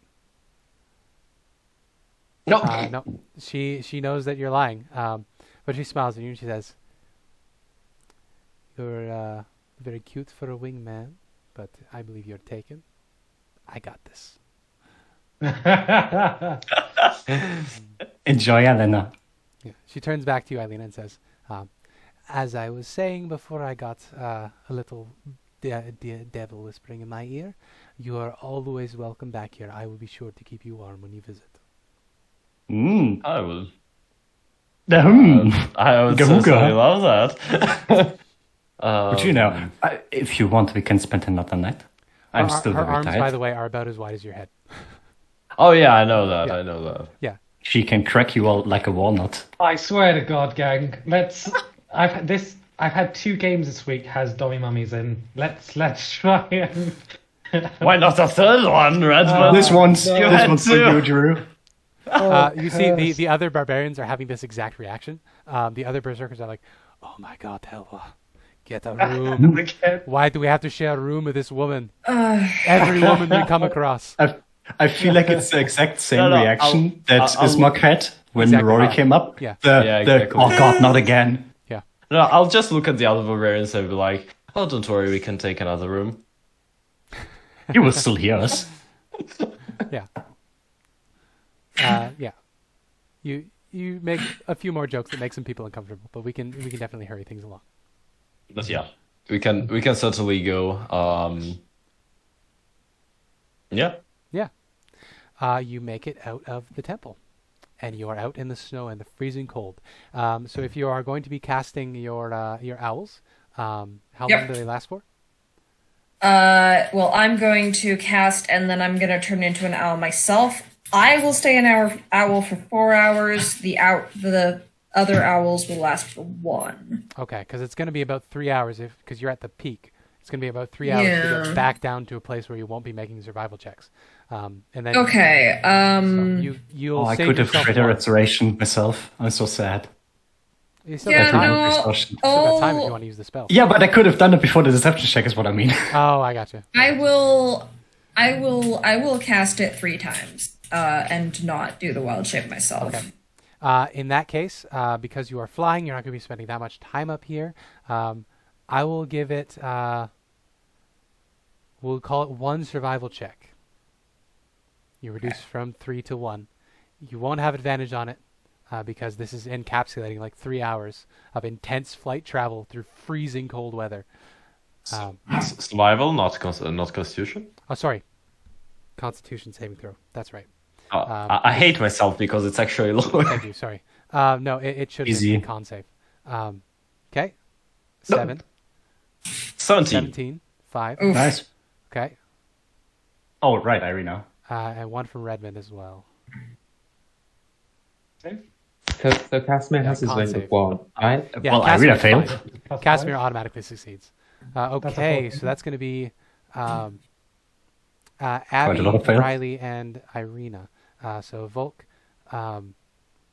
Diana, and Rory are all going to take a level of exhaustion. Everybody else is fine.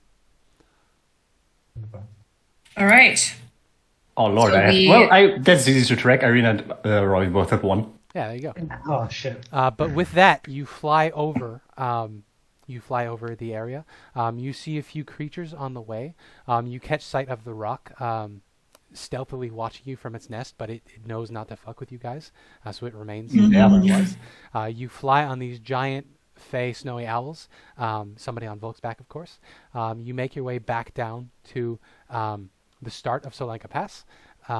And from No, there... I'm not wild shaped, because if I was wild shaped, I would have to go back and forth. So I would just run out of wild shapes. Okay. So I'm on the back of one of them. Okay. If I was wild shaped, then I wouldn't have had to roll a Constitution save. Ah, gotcha. Spencer, can I treat those 3 hours as a short rest? Or not?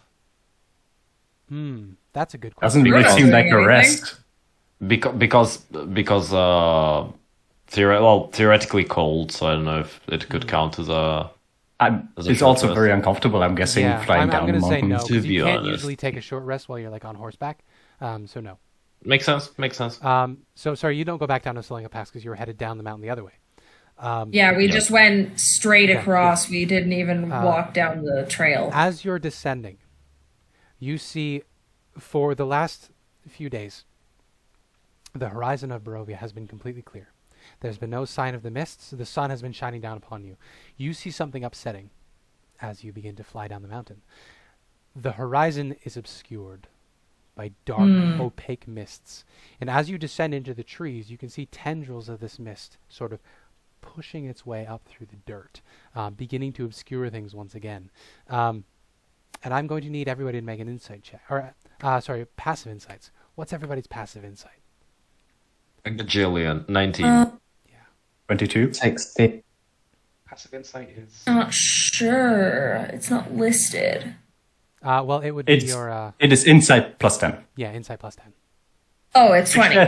Actually, I think mine is 27 because the one thing I have gives wisdom and insight, I think Yeah. both.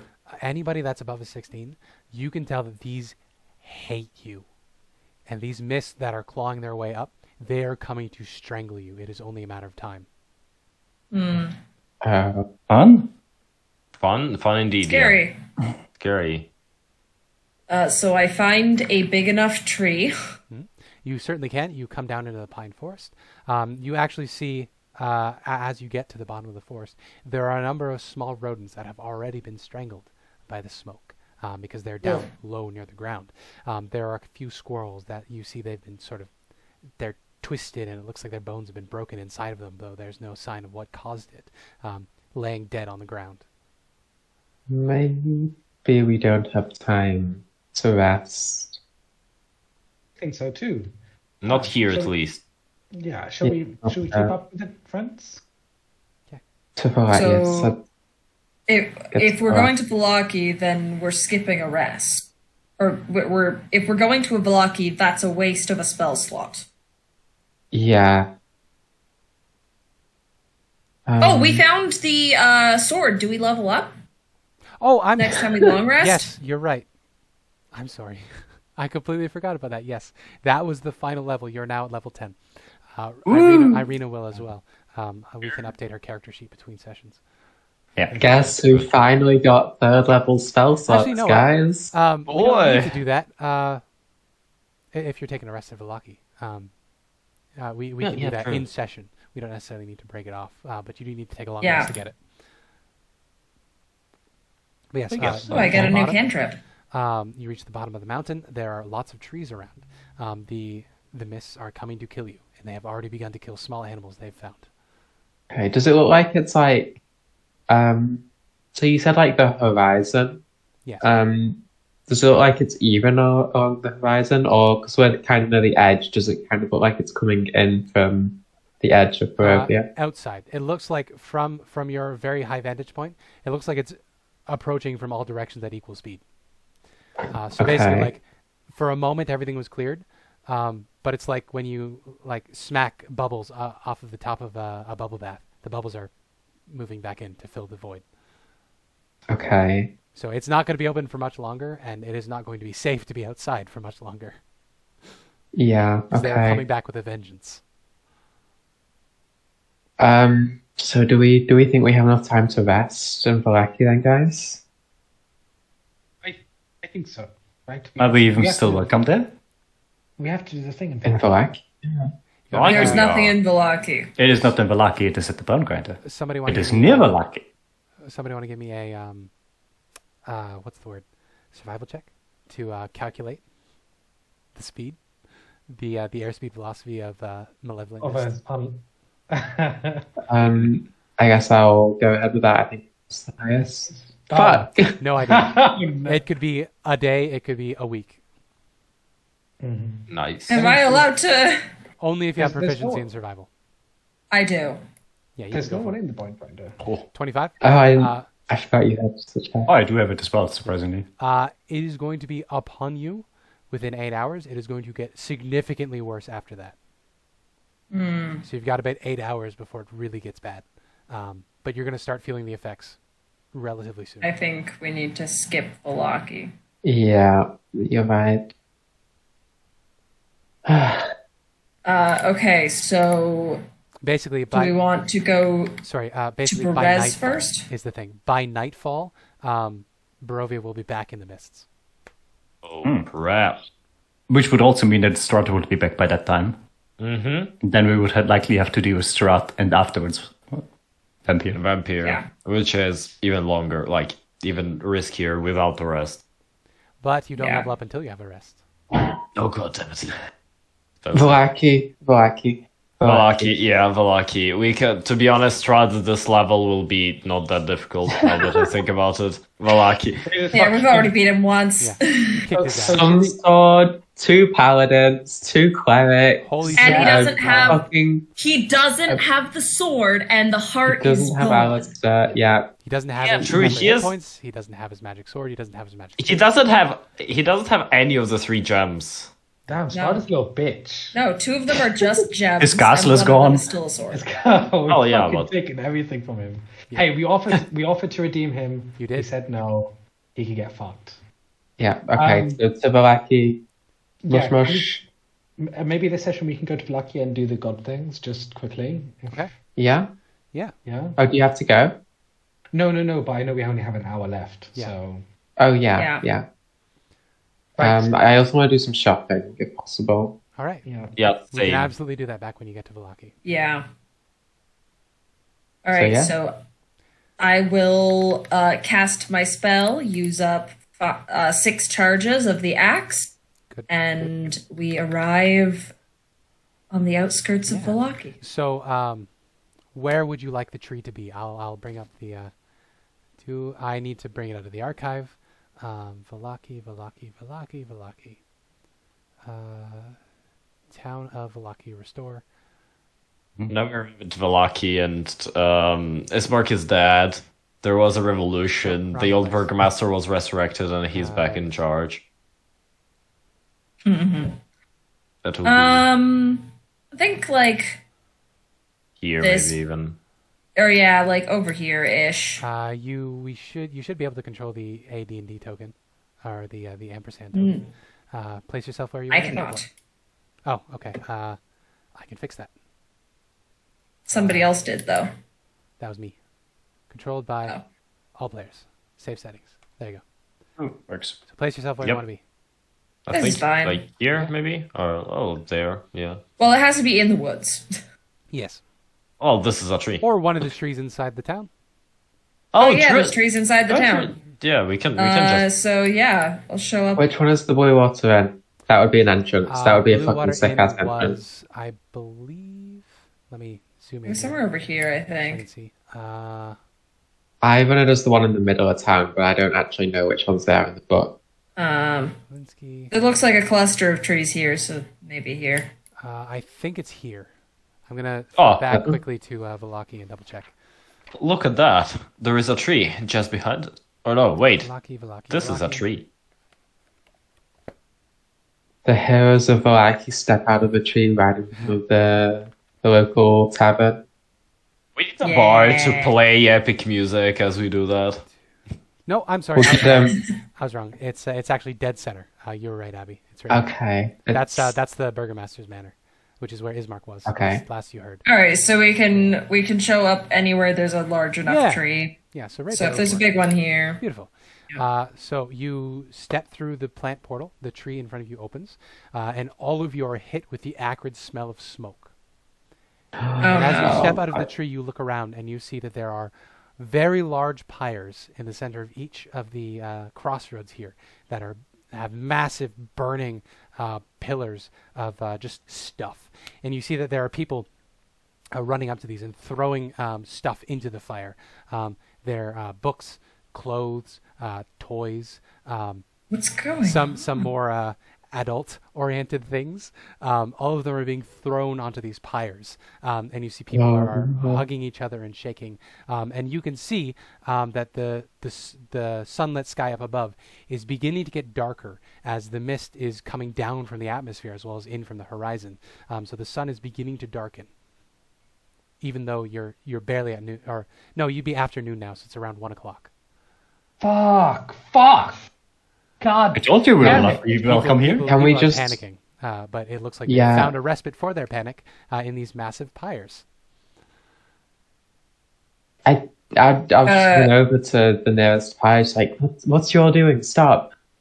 Have you lost your minds? They say, "We have not lost our minds. We are pure. We will survive the oncoming night. Von Richten will lead us. What? He knows.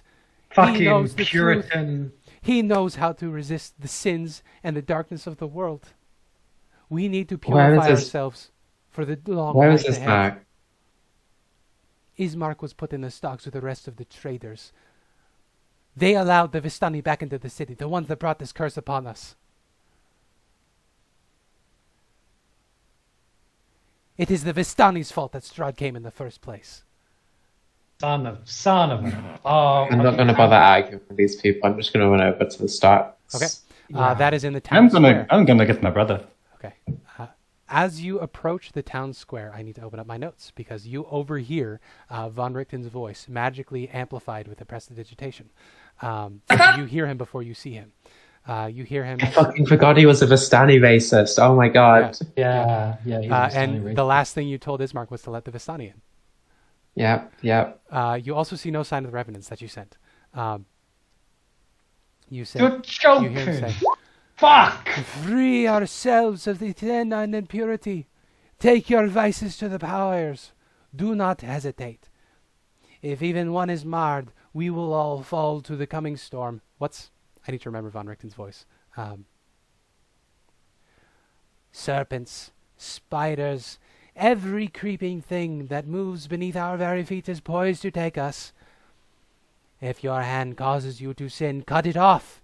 It is better to enter the long night pure and handless than to be taken by the dark forces and dumped whole into the boiling rivers of eternal blood. Paint the blood of the traitors onto your door frames, those wicked Vistani who followed Strahd into damnation and trapped you here. Hellfire awaits them, but their blood will shield us from his sight. Thrice around the bed of thistles walk, thrice again in reverse. Light the basin filled with sage and the blessed corpse wax of your ancestors and the anointed tears of a virgin. Clasp hands around the smoke and wait in silent prayer. Make not a sound, or the angel of death will find you. We can survive this night, my friends. We can survive this trial. Together we will withstand the encroaching darkness. We will endure. You cannot take us, dark powers." And he finishes this round of his speech as you enter what was once the gallows that had been turned into a podium, that has been turned back into a gallows, has Von Richten standing atop a podium. Behind him in stocks are Ismark and the rest of the town guard. Von Richten is wielding a mace of black metal and sinister design. That one, yeah. He is Right. holding it above his head as he speaks and gesticulates, and in his other hand is a braided rope with a bunch of desiccated hands on it. Each of these hands you see has been lit on fire and is releasing incense in the air as he swirls it around him. And he is spitting with the intensity of what he is saying. In addition, you see that there are Vistani in chains, being guarded by militiamen with swords and pitchforks and cutlasses. In addition, there is a massive saber-toothed tiger covered in armor that is prowling through the crowd. Every once in a while, the saber-toothed tiger stops and catches a scent, and it picks somebody out of the crowd, and it growls, and it will tackle them, and then that person will be taken and also brought to be added to the group of chained people. Answer. I Okay. have a question. Yes. No, go for it, Ireena. I just want to say, so out of character, just briefly want to say, this shit enrages like I am so mad about this. That's fair. If it is too upsetting, we have the palette. If you need to use any of the cards, feel free. It's not upsetting, but it's just like I just like. You wanna kill that guy? Yes. But I think it's the mace, by the way. It's the mace. It's the mace controlling him 100%. The mace could do nothing that was not already there. It merely amplifies what was already there. Well, yeah. Which is a part of his character you've met in places, but before we he is his true self now.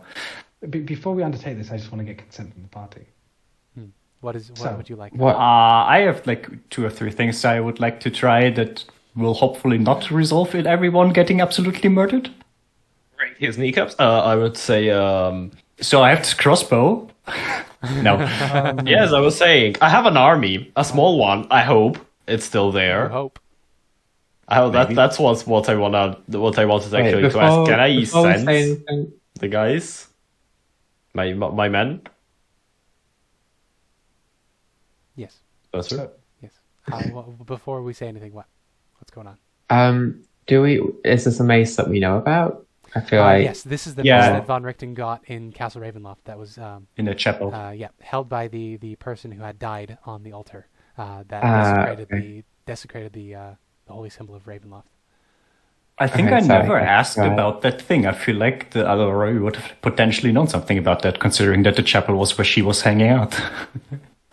But I never did, so I guess it's a bit late for that. She would know that it was just there when she got there. Whoever brought that mace died long before she arrived. Also, I seem to have lost the town square map. Bum bum. Bum bum bum. Question, Spencer. Yes. Can I, having my connection to Agenvost and everything, can I somehow sense the soldiers if they are in the vicinity or not? At least attempt to understand if they are still. If they arrived, you mean? Yes, or if they are quote unquote alive, or if they were here or are here. Mostly, if they are here, let's say. Give me a perception check. It's going to be a relatively high DC. Perception, sure. I'll. You have no idea where they are. Hero point or session reroll. Okay. Go for it. Hit me your rolls again. Hitting again. Sadly, I should have done it for the fucking sword. I'm a fucking idiot. I forgot they exist. You can't exactly glean where they would be exactly based on that. You do have your magic sword, which you have not attuned to yet. You don't know what its abilities are. Then, in addition, you are relatively tired and exhausted and cold. So you can't sense whether the soldiers are near. You know that they are planning on doing this tonight, based on what you are hearing the crowd talking about. You know that they're planning on using the blood of the Vistani to shield themselves from Strahd's wrath. You don't see any sign of their evidence anywhere. Ismark and Ismark's loyal guards are chained up in stocks behind them. It looks like most of the guards sided with the people. There is a lot of racism here. Yeah. Okay. Do we just want to storm up there, just ask him what the fuck he's doing? I'm on that vibe. I'm on your vibe. Yeah. No, I think we're all on the page of fuck this guy up and get the guys out there. Okay. Yeah. Right. I mean, it's not going to solve the issue in the sense of the wider races and they're scared of the people. They might just panic. But get the people out. Ismark's people and the Vistani. Exactly. Okay. And maybe a bit of this demonstration of power, like you can't do stuff against us, bitch boy. Okay. Yeah. I mean, there's a similar situation. Okay. Yeah. Let's just go. Let's just stop talking about it and just have go with the flow. Yeah. Also, I want to note how fire does Van Richten look in his. I'm going to need to. Token. I didn't have this map prepped, so I'm going to need to drag tokens onto the map. I also suddenly have to pee again because my body, for whatever reason, just cannot hold pee. I don't know what that's about. So I'm gonna have I also need to pee, so how about we do a very quick PE break? Pee break.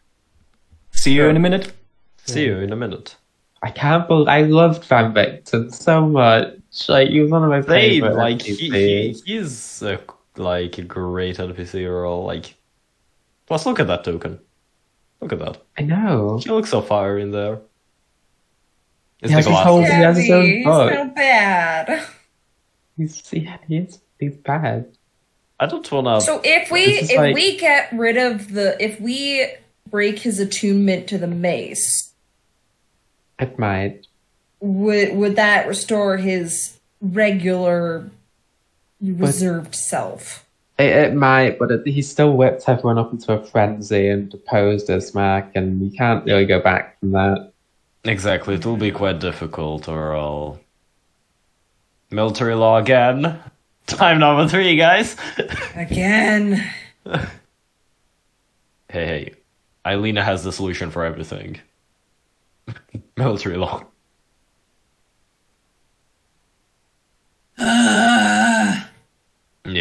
Yep. I swear to God, if he killed, how about that? if he killed my soldiers, How about them? I swear to Marbles? God, if he killed my soldiers, Well, they are revenants, so that, you know. oh, They can come yeah, back. And they were dead already, but I think They're they dead. had they will not come back now. yeah, Like, exactly. Like the last stand. Yeah, it was. Also, Spencer, Yes. Ireena has the solution for everything. Military law again. Try number 3. Maybe it will work. Ik neem de dry. I think it's called martial law. Oh, martial law, yeah. Oh, yeah. Martial law. Martian lore? Martian law. Yeah. Martial law. Oh, actually, I already added the mace to his inventory. That's helpful. Convenient. I should also find a token for a stage. So I'll go into here and find a stage. And I'll drop that in. Stage is going to come to life.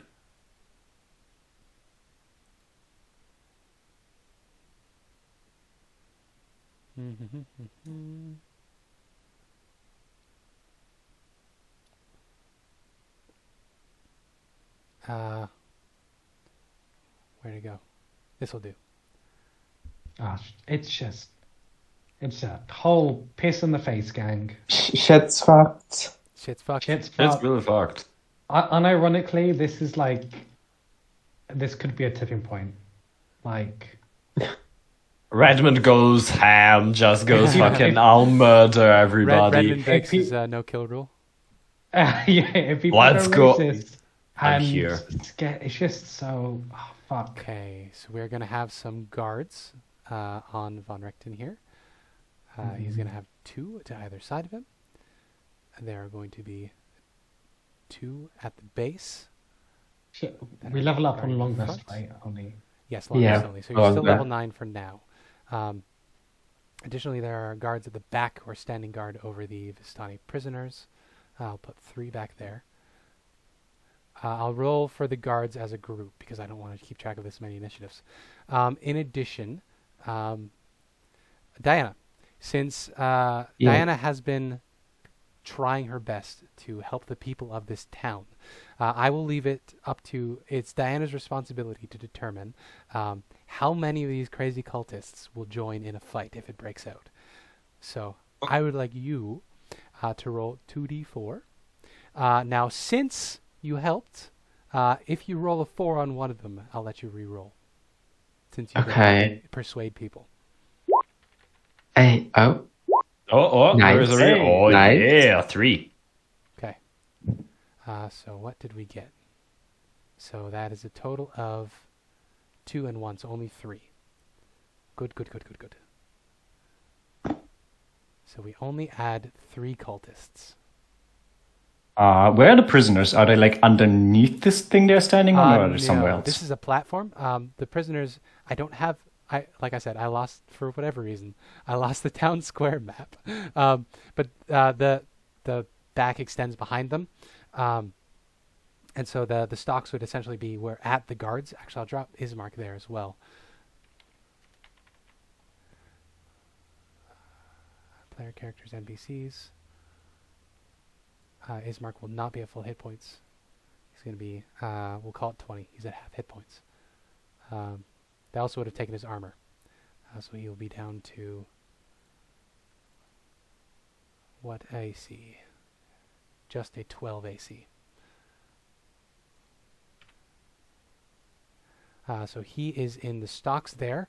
You know what? I'll drop a couple more guards in there if you do end up freeing them. They can help you. Guard, guard, guard. Guard. Guard. Guard. If you free more than this, we can just say, for the sake of argument, that they are helping with crowd control. They won't affect the fight that you guys are taking part in. So they are all restrained in chains. Boop. Boop. Boop. And a boop. Okay. Another important thing, is there like a solid ceiling that is like my thought right now is that there's like a solid thing, then underneath is like people that are being held captive with bars on the side, but the top actually is it's more like this would extend back here. So there's the stage part of why won't it let me? I'm on the right layer. Let me stretch this. There we go.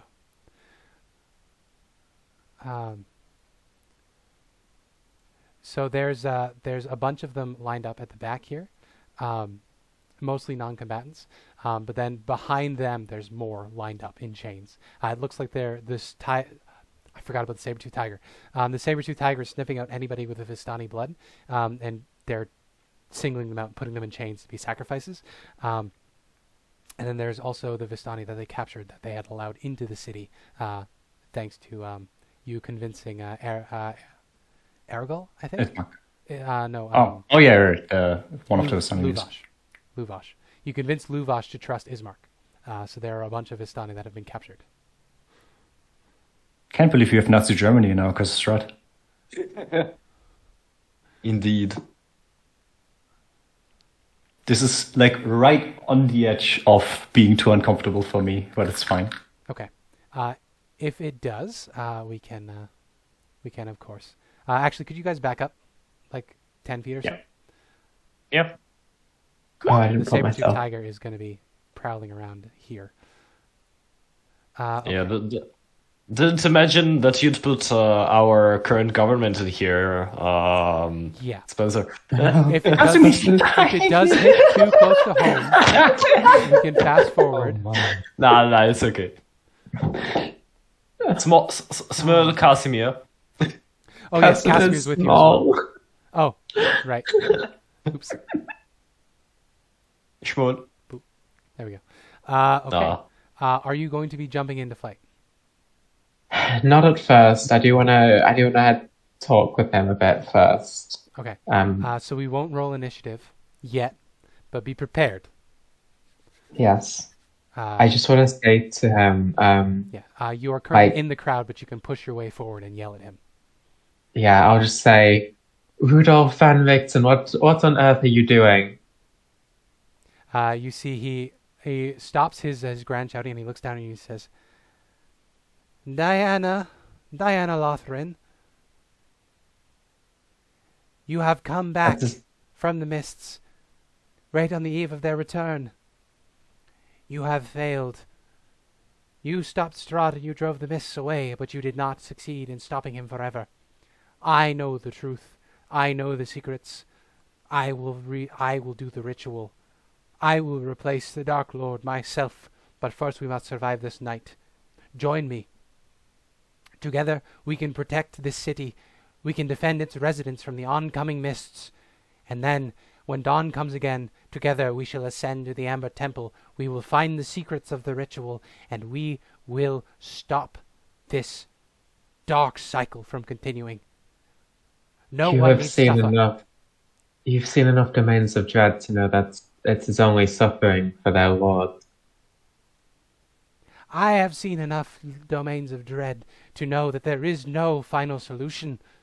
But here, in Barovia, the first dread domain, we can finally make a difference. I have seen things. hidden knowledge has been revealed to me. And with my alterations to the ritual, we could end it all. Once and for all. No one else need be freed. We could put away the dark powers. We could set all these people free.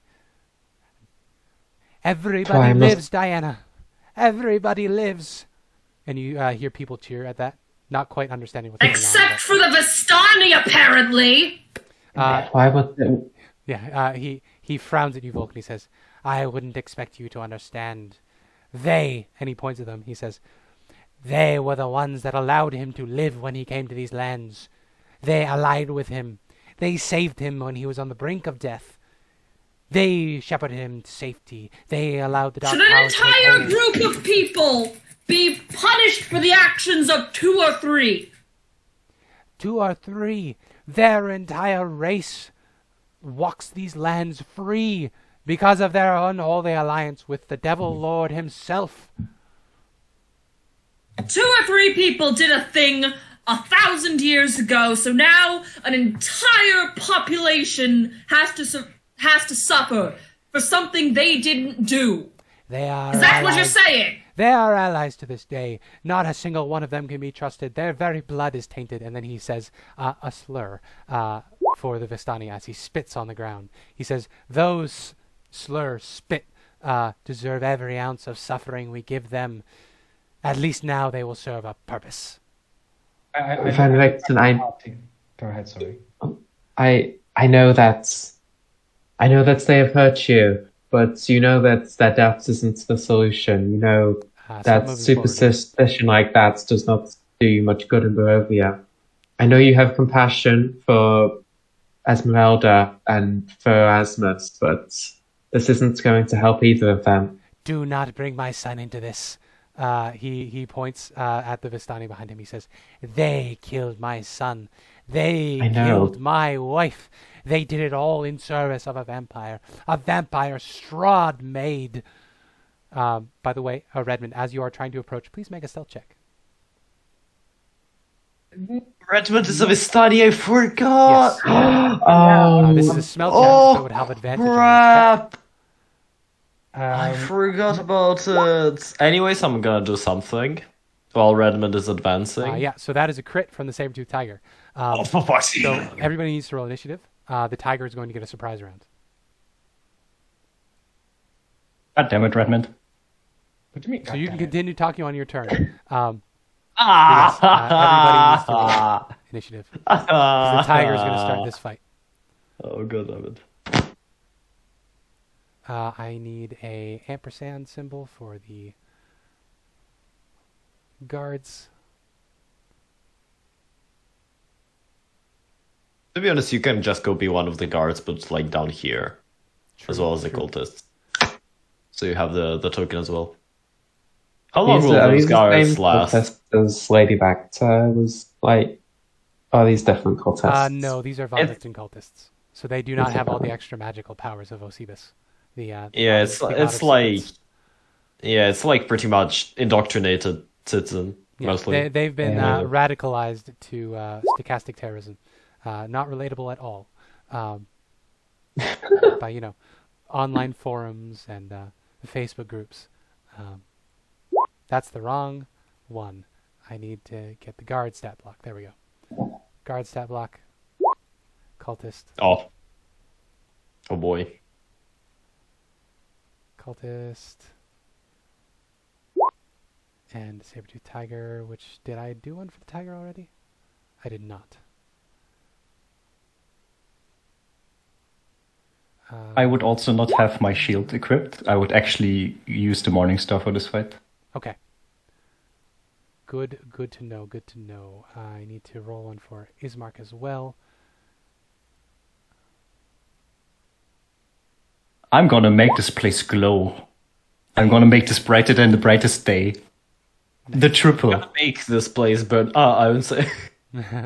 I'm gonna have my Lord's light in both of my hands while making the radiance of dawn shine down on these fools. Let's roll one more for the guards. For the good guards. the non-racist guards. Wait, we have also. Oh yeah. Oh, these guys are because the chained ones. Okay. Yep. They are currently restrained and cannot move. Okay, so descending order. Turn wasted. Rory, you can now take reactions. Redmond, you can now take reactions. Sabertooth Tiger takes its surprise round. It is going to pounce on you, Redmond. Oh, wait, shit, I forgot to put mine in. Oh, okay. It is that's 23. Then you would absolutely have your reactions already. I think I'll just roll another one, and then I'll add to 23, Sorry. right? Yes. There we go. There you go. And you will go ahead of the guards, the evil guards. I believe that's the evil guards that go ahead of you? Or after you? Yeah, the evil guards go The ahead. good guards rolled a 5. Okay, so Sabertooth Tiger goes first. Sabertooth Tiger is going to leap at you, Redmond. Let's see. It is going to... Well, it doesn't get to do its pounce. It is just going to leap on you and is going to try to bite you. Mm-hmm. Does a 22 hit? It does hit. Yeah, it's going to be 8 piercing. You are damn lucky you lost that piercing vulnerability. Oh my goodness, yeah. You're welcome. And since it surprised you, I'm going to have you make a strength contest with it to try to remain on your feet or go prone. Oh no. That's only on 11. Can I use athletics? Yeah. This is it's a strength saving throw. Wait, no, it's not because it's a contest. It's the same, right? It's a contest. You're man on your feet either way. Yeah, you do not go prone as this thing tries to grapple you to the ground, but it is now on you, and we enter initiative. So the good guards look up from their imprisoned place, and they look concerned. You hear voices in the crowd. There's some screaming and shouting, and the crowd is beginning to part around you. But a few of the members of the crowd pull out knives, and they say, "Traitors! Evil in our midst! You would condemn us all! We will all be saved together, or we will all go to the snakes!" And so they will run at you. This one will come up behind you, Redmond, and attempt to stab you. It's a miss. It's a miss. This one also will come up and try to stab you.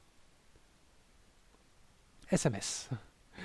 This one will run at you, Diana, and say, "You were supposed to save us, and now you stand on the side of evil." That's a crit fail. Bing.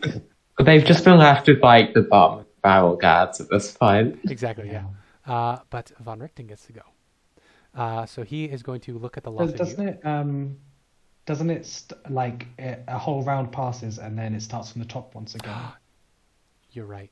Well, I don't know. We always ruled it like this, but they are not going to be surprised. Or are they? No. They should have been surprised. You're right. So they actually would be back where they are. They have just drawn their weapons at the end of their turn. Von Richten is also surprised. Ireena can now take reactions. Volk can now take reactions. Diana, it is your turn. Thank you for reminding me. I forgot how surprise works for a second. It's all good. How tall is the stage? I believe we established last time that it is about 15 feet. 15 feet, okay. And now I imagine, where are these stairs going they up would be to? either side. The guards would be at the base of the stairs. Okay. You can also attempt to just scale the side of it. You have a pretty high leap with your athletics. I can jump 10. No, I can't do that. I can jump 4 feet. Okay. It's 3 times your vertical jumps. Oh yeah, no. Well, you'd be running, but that's okay. If you want to circle around, you absolutely can. You have the speed for it. Yeah, I'm gonna go get Esma. Okay. That's bolt my by everybody. You're gonna take, I believe, 2 opportunity attacks because you're gonna have to pass by the cultist and the guard to get up the stairs. Because the guard is at the foot of the stairs, so you absolutely will get one. Oh, guard. okay. Yeah, that's fine. That's fair. Okay. So, opportunity attack from the cultist. That's going to be 6 slashing from the cultist. And from the guard, we're looking at spear, two-handed. 12 isn't going to hit you. So the guard doesn't hit you, but the cultist did. I'm just gonna. Can I use my action to try and free Ismark? Did you have to use your dash to get up there?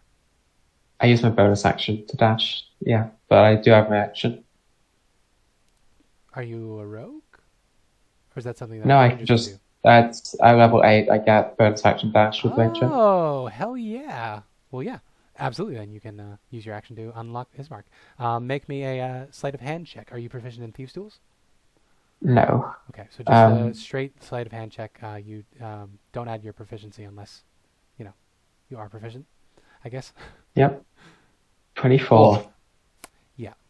So you pull out a dagger or whatever equivalent thing you have on you, and you very easily break open this lock. So Ismark is free. He looks up at you and he says, I tried to stop him. The turning point was the Revenants. As soon as they turned up, Von Richten went crazy. I know it's not your fault. I'll try and deal with this, but you need to run. You don't look in the best shape. We need to stop it. They're going to kill all of those people. I know, but you've done enough. I have never done enough. He grabs your jerkin and pretend this is in 6 seconds. He says, "Yeah, My father was a hero who drowned his legacy in drink after my mother's death. I must live up to that. I must save these people. Diana, help me." Oh, God. Okay. You've already done enough to shirk the title of the Lesser. I don't know what else I can tell you. He nods, and then he turns about. On his turn, he will spend his time unlocking the other guards. Of course, the guard in front of you doesn't like this, and he's raising his spear to kill you. So right after this, the guard is going to try to stab you with his spear. All right. As a miss. The other one is going to try to stab Ismark, who is now free. That's the wrong one. That will hit Ismark. So Ismark takes 2 piercing. Stabbed in the side. Very Christ-like. The other one is going to shout the alarm, and he is going to come up and he is going to stab you, Diana, as well. Okay. Another miss. They are not rolling too well. On Ismark's turn, he is going to use his action to unlock his fellow guard here. I should have him make a sleight of hand check on that. Should be fine. Don't we all believe in Ismark? Nope. No. 6 is way too low. And so he remains locked. He will turn to you, Diana, and say, "Do you have a weapon I can use?" I will throw him I have 2 short swords and a rapier. He will grab a short sword off of your belt, and he will slam the hilt into it and make a strength check to try to break it.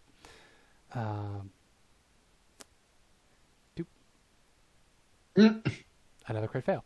He is not able to set his fellow free, but he is now armed with a short sword, which I should add. He has a short sword in his thing already, so we're good. Great. Okay, that brings us to Rory and Ireena. What would you like to do?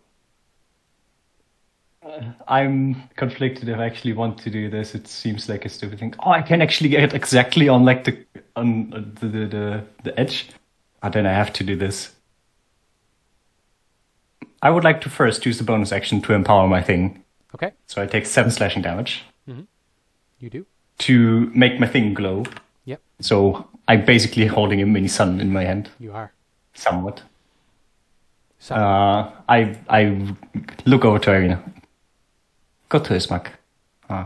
She nods. My dear brother needs you by side.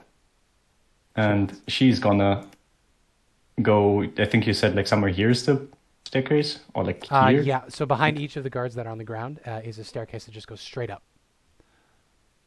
Okay, so she would...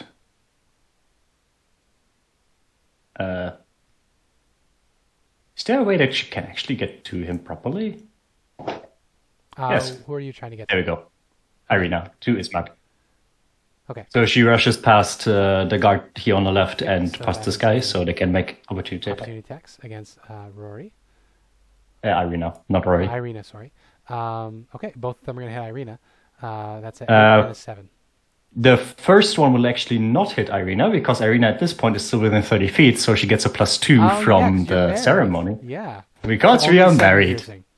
She gets scraped by a spear as she rushes past.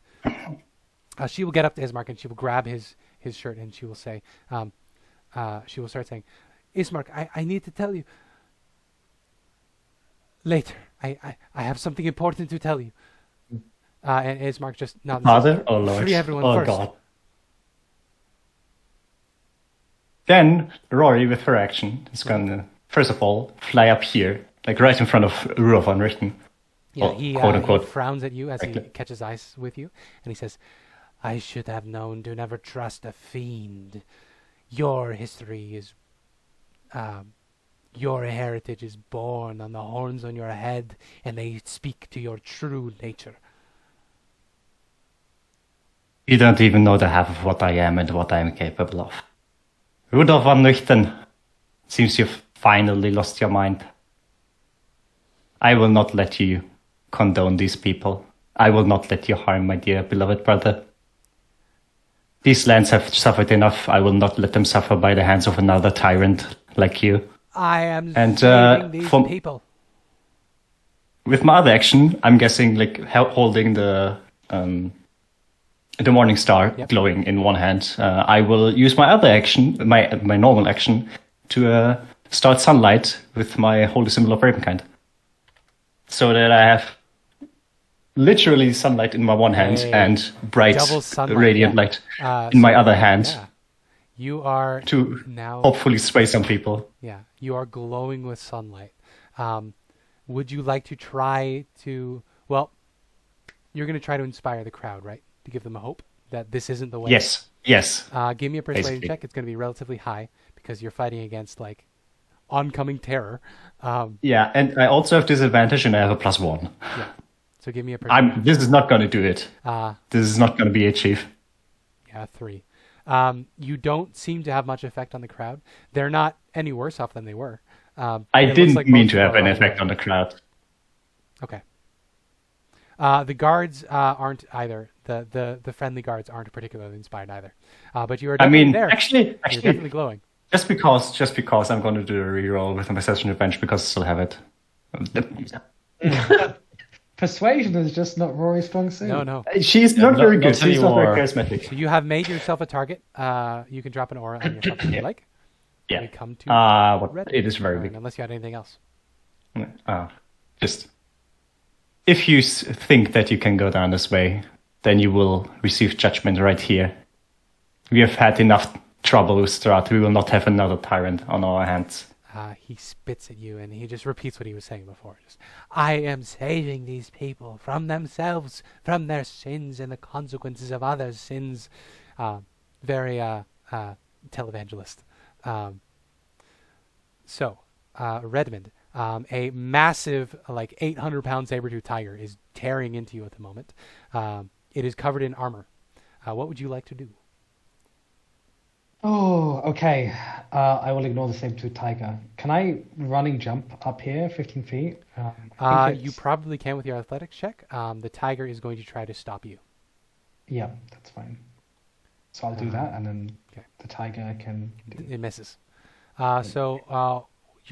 You're taking a running jump, which... Yeah.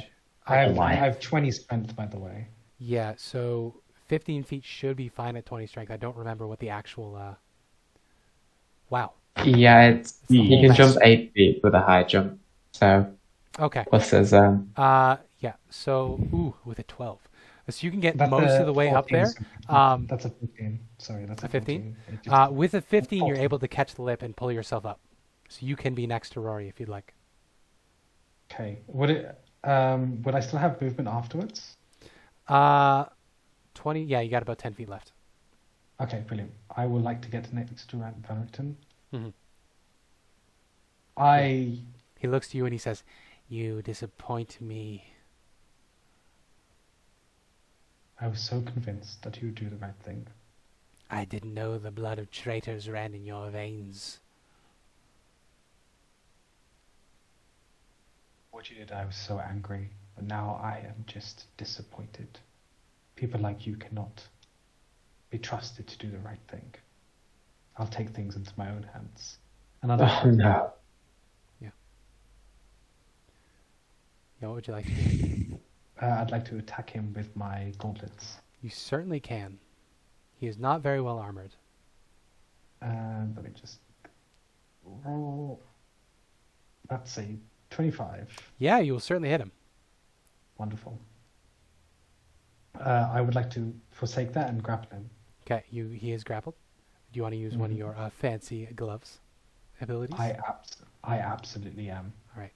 So tell me, what wrestler maneuver are you doing, and how do you sell it? Oh, fuck me. Okay, right. Oh, I just hate this so much. I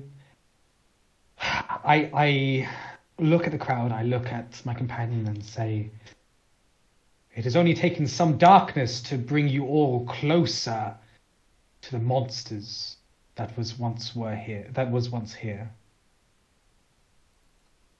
I am so disappointed, but we all have a chance to redeem ourselves. I will take out this Puritan charlatan, and I pray for all of your sakes that you will lay down your arms. All right. And I would like to give him a pile driver. So this is the Redeemer's pile driver. The Redeemer's pile driver, absolutely. So what am I doing for that again? It is a contested athletics check. Okay. You're not very athletic, this old man. Yeah. This is a +9. He's a -1. That's 28. 26 to a 12. Or 28 to a 12. Yeah, no, he fails. So what is the effect of a pile driver? They are paralyzed until the end of the next turn. He is paralyzed. Mm-hmm.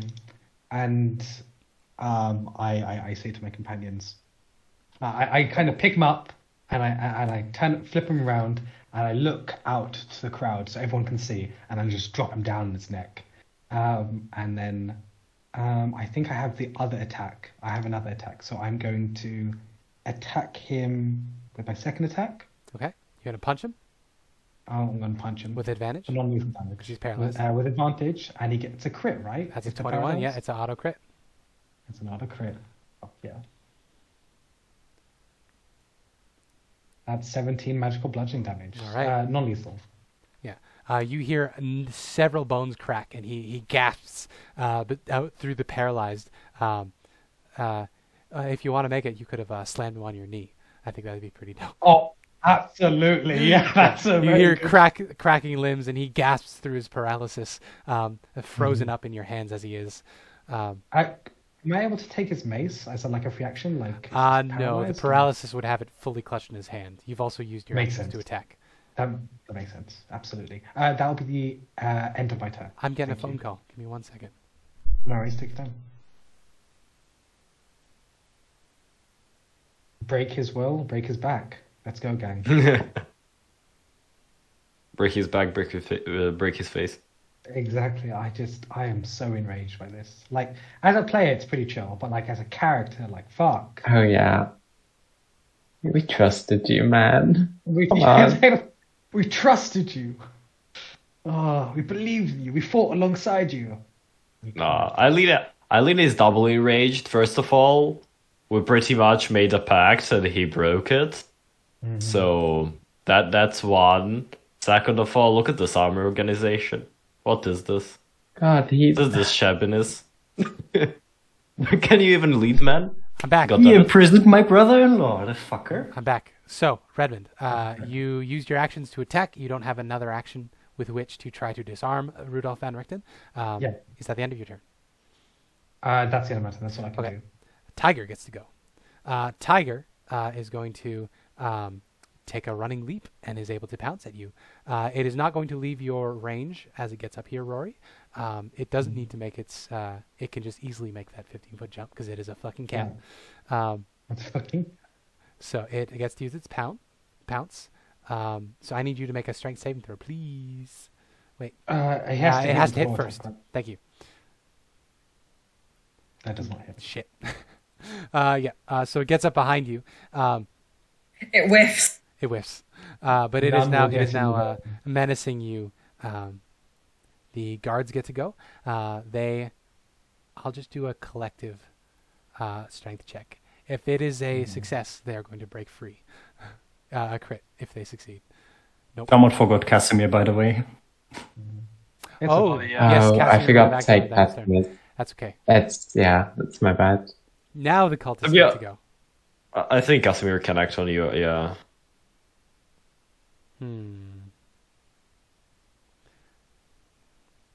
Let's see. I'm going to send you something, Spencer, over Discord.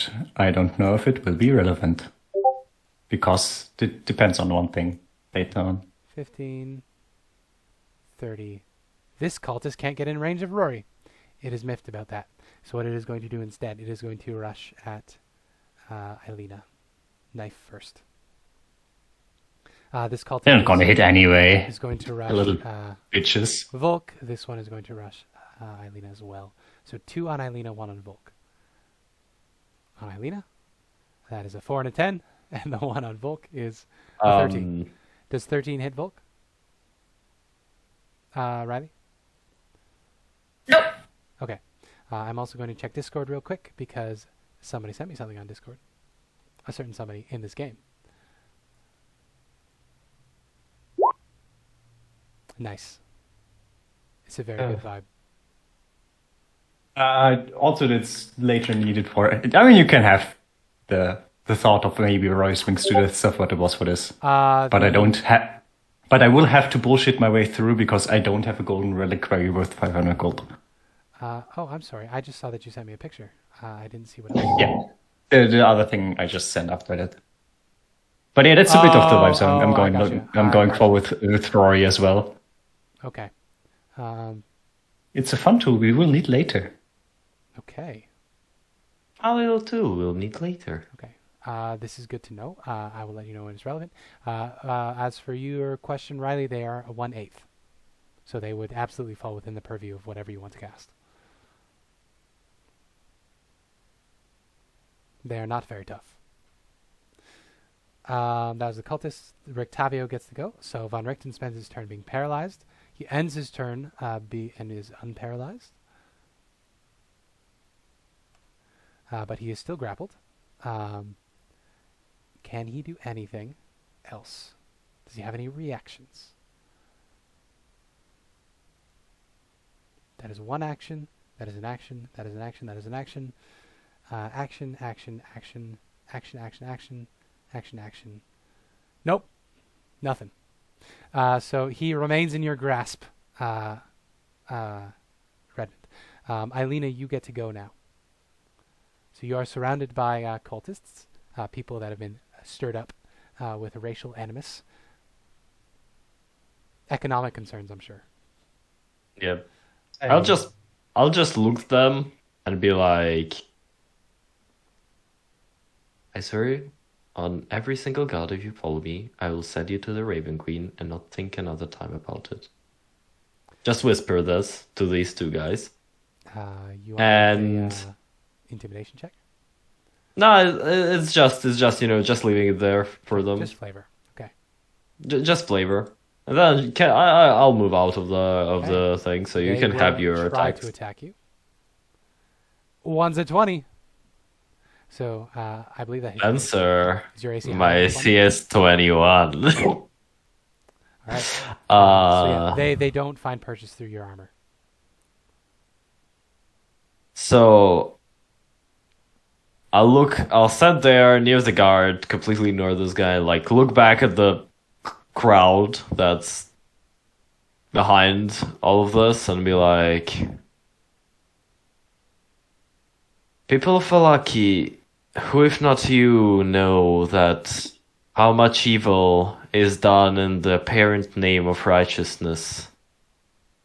So do you really want to follow a man that has turned you against your own lord, that has broken his world already once? Won't he break it another time? Don't listen to him. Her Her words are the words of a snake. They are the words of the devil. So if you want to try to sway the crowd, it is going to be contested with Von Richten's attempt to sway the crowd. Hey, persuasion, right? I'm going to allow him to use performance because he is doing, he's doing the John the Baptist thing. Is there a way I can impose disadvantage? What was that? Sorry. What was that, Red? Is there a way I can impose disadvantage? Because I literally have him on the ground and I've broken his back in front of the crowd. Like I've shown them how weak he is. You've also attacked the leader, to be honest. Yeah. The paralysis is ended. I don't want to let you use a reaction to try to stifle him because that seems a little broken. If I let you guys do that, I'm going to say no for now. I'm going to say he gets this out, and you're neck and neck, so the crowd doesn't get swayed either way. They don't know who to follow at the moment. Was that my action, Spencer? I think so. Yeah, you were trying to persuade the crowd, and then his makes sense. His sway on the crowd isn't moved based on your actions. Thaumaturgy is an action. Oh god, I am. That's so sad. Let me see if I have any bonus actions. What do you want to? If it's a cantrip, I will absolutely let you do it as a. Yeah, it's a completely out of combat way. I would have wanted to do some kind of maybe the sound from the bell tower. Try to draw the revenant, get my soldiers in here. I want to do I can do a loud sound with thaumaturgy. Oh, what's the range? I want to do kind of a beat. Make with thaumaturgy. It's just a loud sound, so it's in between the sounds there is thunder. So I guess quite loud. So you make maybe a roar of a dragon, something like this. So you use your action to cast the cantrip, and then like the remainder of your action / bonus action to attempt to sway the crowd. Okay. I'll allow that. I think that's within the purview of stuff, because talking is a free action. I don't know. It's Calvin Ball. This is D&D. Volk, you are surrounded by cultists. There's a crowd jostling and trying to get away all around you. What would you like to do? Action cast summon woodland beings. Okay. Who are you summoning? Pixies. Pixies. I don't have a stat. They are... Alright, they are pixie. I have them. They are 1/4. I do actually have one. So I get 8 of them. I didn't realize that I had that in the stat block here, so... We're gonna get a couple of polymorphs. Okay. That's why I kept asking about DC character DCs. Control I need to actually open the thing now. And I'm gonna use my bonus action to wild shape into a giant owl, which has flyby and fly up.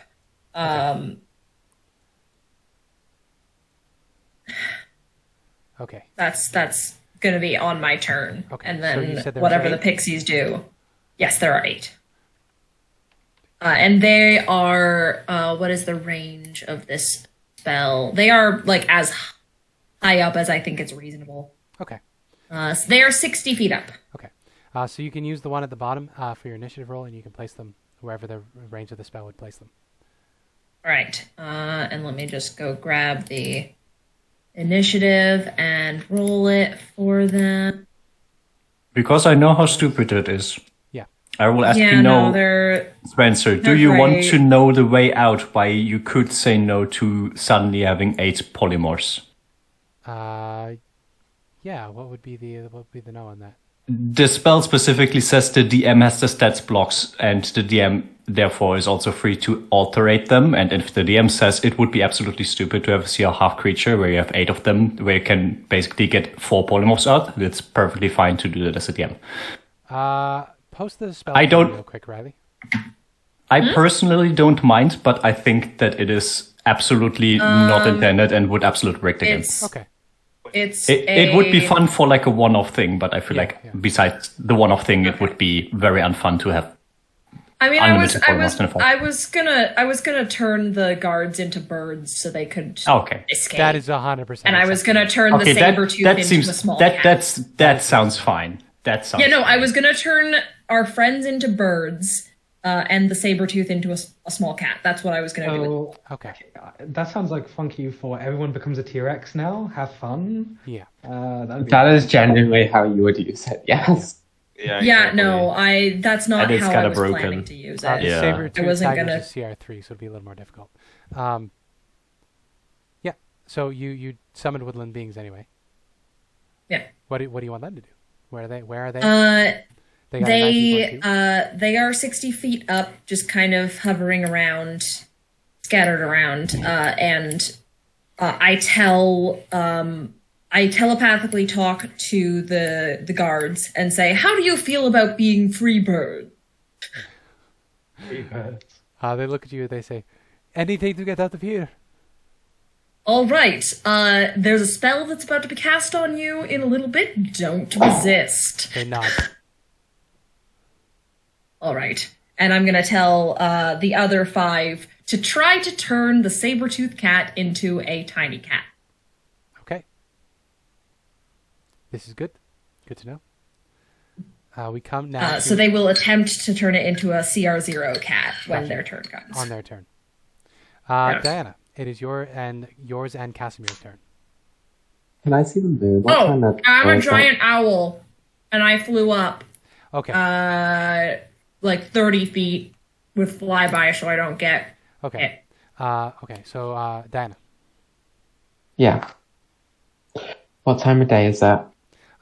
We are around 2 p.m. at this point, so it is afternoon. Okay. Can I try and disarm? I'm going to try and disarm Van Victor, the mace. That's going to be 2 opportunity attacks, which probably won't mean much Yeah. because they're just guards.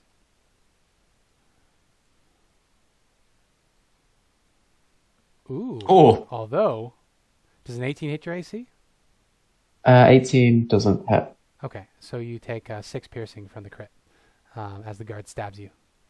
But yeah, Okay. you come up behind Von Richten. He is clutching the mace in his hand. Do you have a strike that specifically disarms, or are you going to be making an attack to try to do it? If we're using the not Van Victor's guide, the Vic's guide, there's the disarm rules in there. If we use those, What those were? We were using that for this game, so could you remind me what they were? Yes, let me get them up. I should have done this in between terms. Sorry. That's okay. Vic's guide. Van Vic's guide to fun. Von Rick guide's fun. Indeed. Yes. Choose an item a creature within reach is holding in its hands, then make an attack roll with the melee weapon you're wielding. Attack does not deal any damage. If you're not wielding a weapon, you can instead make a strength athletics check. Target creature must make a athletics check or acrobatics check. Its choice contested by a roll. It has advantage on the check if it's holding the item with both hands. If you win the contest, the target drops the item at its feet. You can then immediately pick up the object or kick it up to 30 feet away from you. Okay. I see why this is a variant rule. I would not want to play with this in the future because that's a little busted. But since we did determine we were going to play with it, he will. I mean, you can say no if you try to want. resist. No, it makes sense. He is restrained at the moment, so. Okay. Sorry, not restrained. Grappled. So this is not made with disadvantage. It's just straight, but he has a -1, so you got to beat a 10. Okay. So I just make an attack roll to do that. Yep. 19. Yeah. So you handily just do a little nick on his hand, and the mace falls out of his hand, clattering. Okay, I'm gonna kick that to the back of the stage. Behind you. Then, yeah, behind me. Okay. You certainly can do that. Give me a d20 roll to see how far it goes. Okay. 4. So 4 squares behind you. So right there. Right behind the guard. Speaking of guard, that guard is going to pick up the mace, and he is going to run past you. Ismark can Wait, get an opportunity I do still get Casimir's turn. Sorry. Oh, I'm sorry. You're right. Casimir first. Then we'll do the guards. So Casimir is going to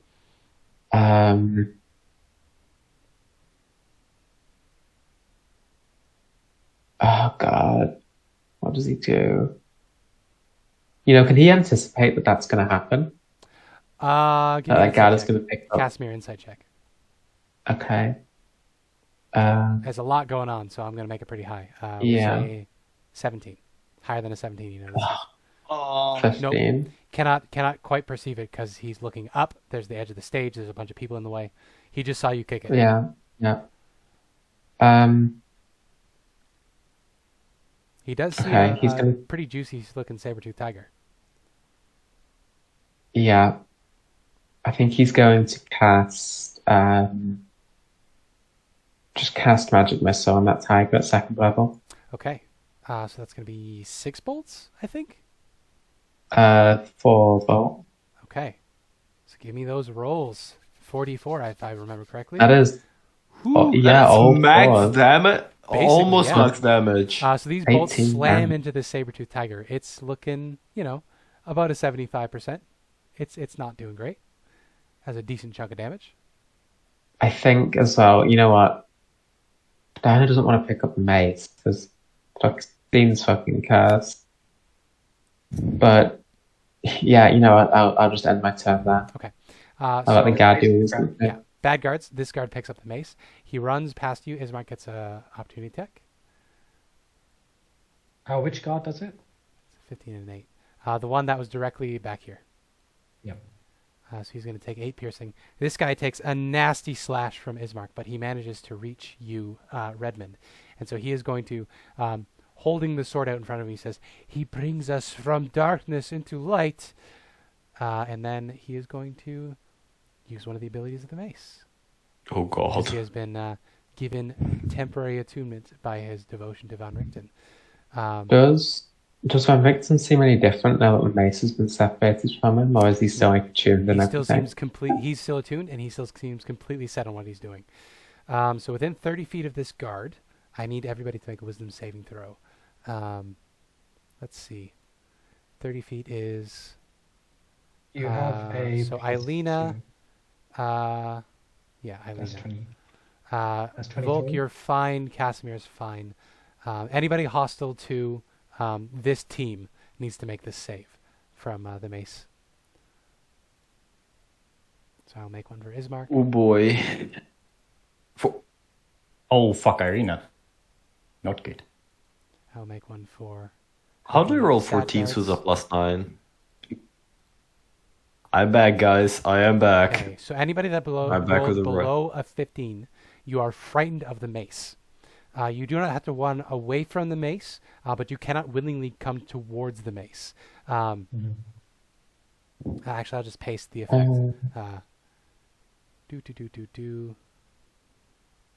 Oh, no, you do have to run away. My apologies. What exactly happened when you tried to grab the mace, Diana? I didn't touch it. I just threw it. So this is the effect from the mace. Does this count my greater favorite enemy? Because wait, I don't know. Wait, never mind. Actually, this might not. Reverse. Okay, no. So my greater, never mind that. Yeah. Okay. So if you roll below 15, which all the guards did, and Ismark is fine, Ireena is not fine, Ilena is not fine, Rory's fine, Diana is not. You need to... You can't take reactions on your turn. You need to use your first action to run 30 feet away from the mace. Yeah. At the end of your turn, you can repeat the saving throw. Wow, that is quite a network of effects there. Mm-hmm. The other guards are going to go, though, as well.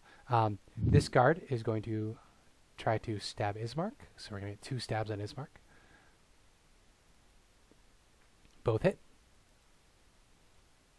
So a 9 and a 6 is a... what is that? A 15. So Ismark is taken to 3 hit points. He's not doing great. We are going to go to the other guards that are down here. So this one is going to try to stab Ireena. As a miss. All right. This one is going to climb up the stairs. 5, 10, 15, 20.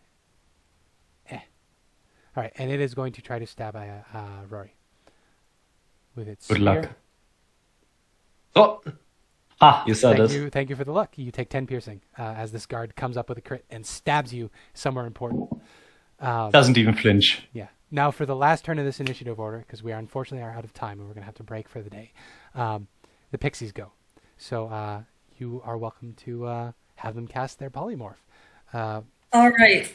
So 3 of them are going to cast polymorph on the 3 guards, good guys, and turn them into flying snakes, which have flyby. They automatically do.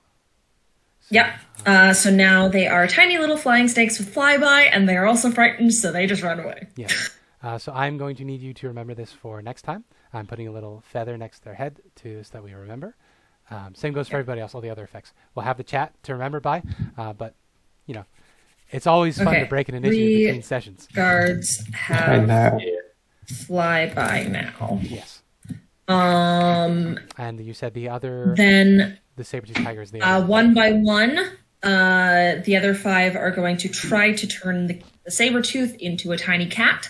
Okay, so if one of them succeeds, anyone who's left will turn Ismark into something. I haven't figured that out. Okay. Probably a crab. Fair. Big crab. Wisdom saving throw, right? Yes. Yes. The DC is 12. Okay, so first, succeed. Second, fails. Okay. Fails. So it becomes a little tiny house cat. Yep. And Volk reminds their party, do not hurt it. CR0 house cat. Yep. And then one of them is going to turn him into a challenge rating 5 crab. Okay. Hulking crab. Mostly because it has huge. It is almost entirely because it has hit points. And a high AC, because I want to protect my boy. Okay. He becomes large. I will send you the... Thank you for saving my brother. Yeah, no, like I gotta protect him. That's why I wanted polymorph in the beginning, was to protect our good boy. Okay. That's the thing. And the other 2 will turn invisible with their action. Gotcha. So we'll just pick which ones they want to do and add a little token marker to show that they're invisible. Yeah, and so these 2 still have their polymorph spell. Okay. Then we're done for today. Thank you so much for playing. Fascism sucks, guys. Don't do fascism. Don't do racism. Because I hate it. Punch your local Nazi. It doesn't matter if they're Republicans or mafiosos or TERFs. I know we got a lot of those over in the UK. Just be safe, guys. I love you. Thank you so much for playing. We're there. We got like 2 sessions left. Yeah. I'm happy we get there. punch vernichten. Yeah, we That got. guy, yeah. Have a I'm good week. so Stay safe. I'm so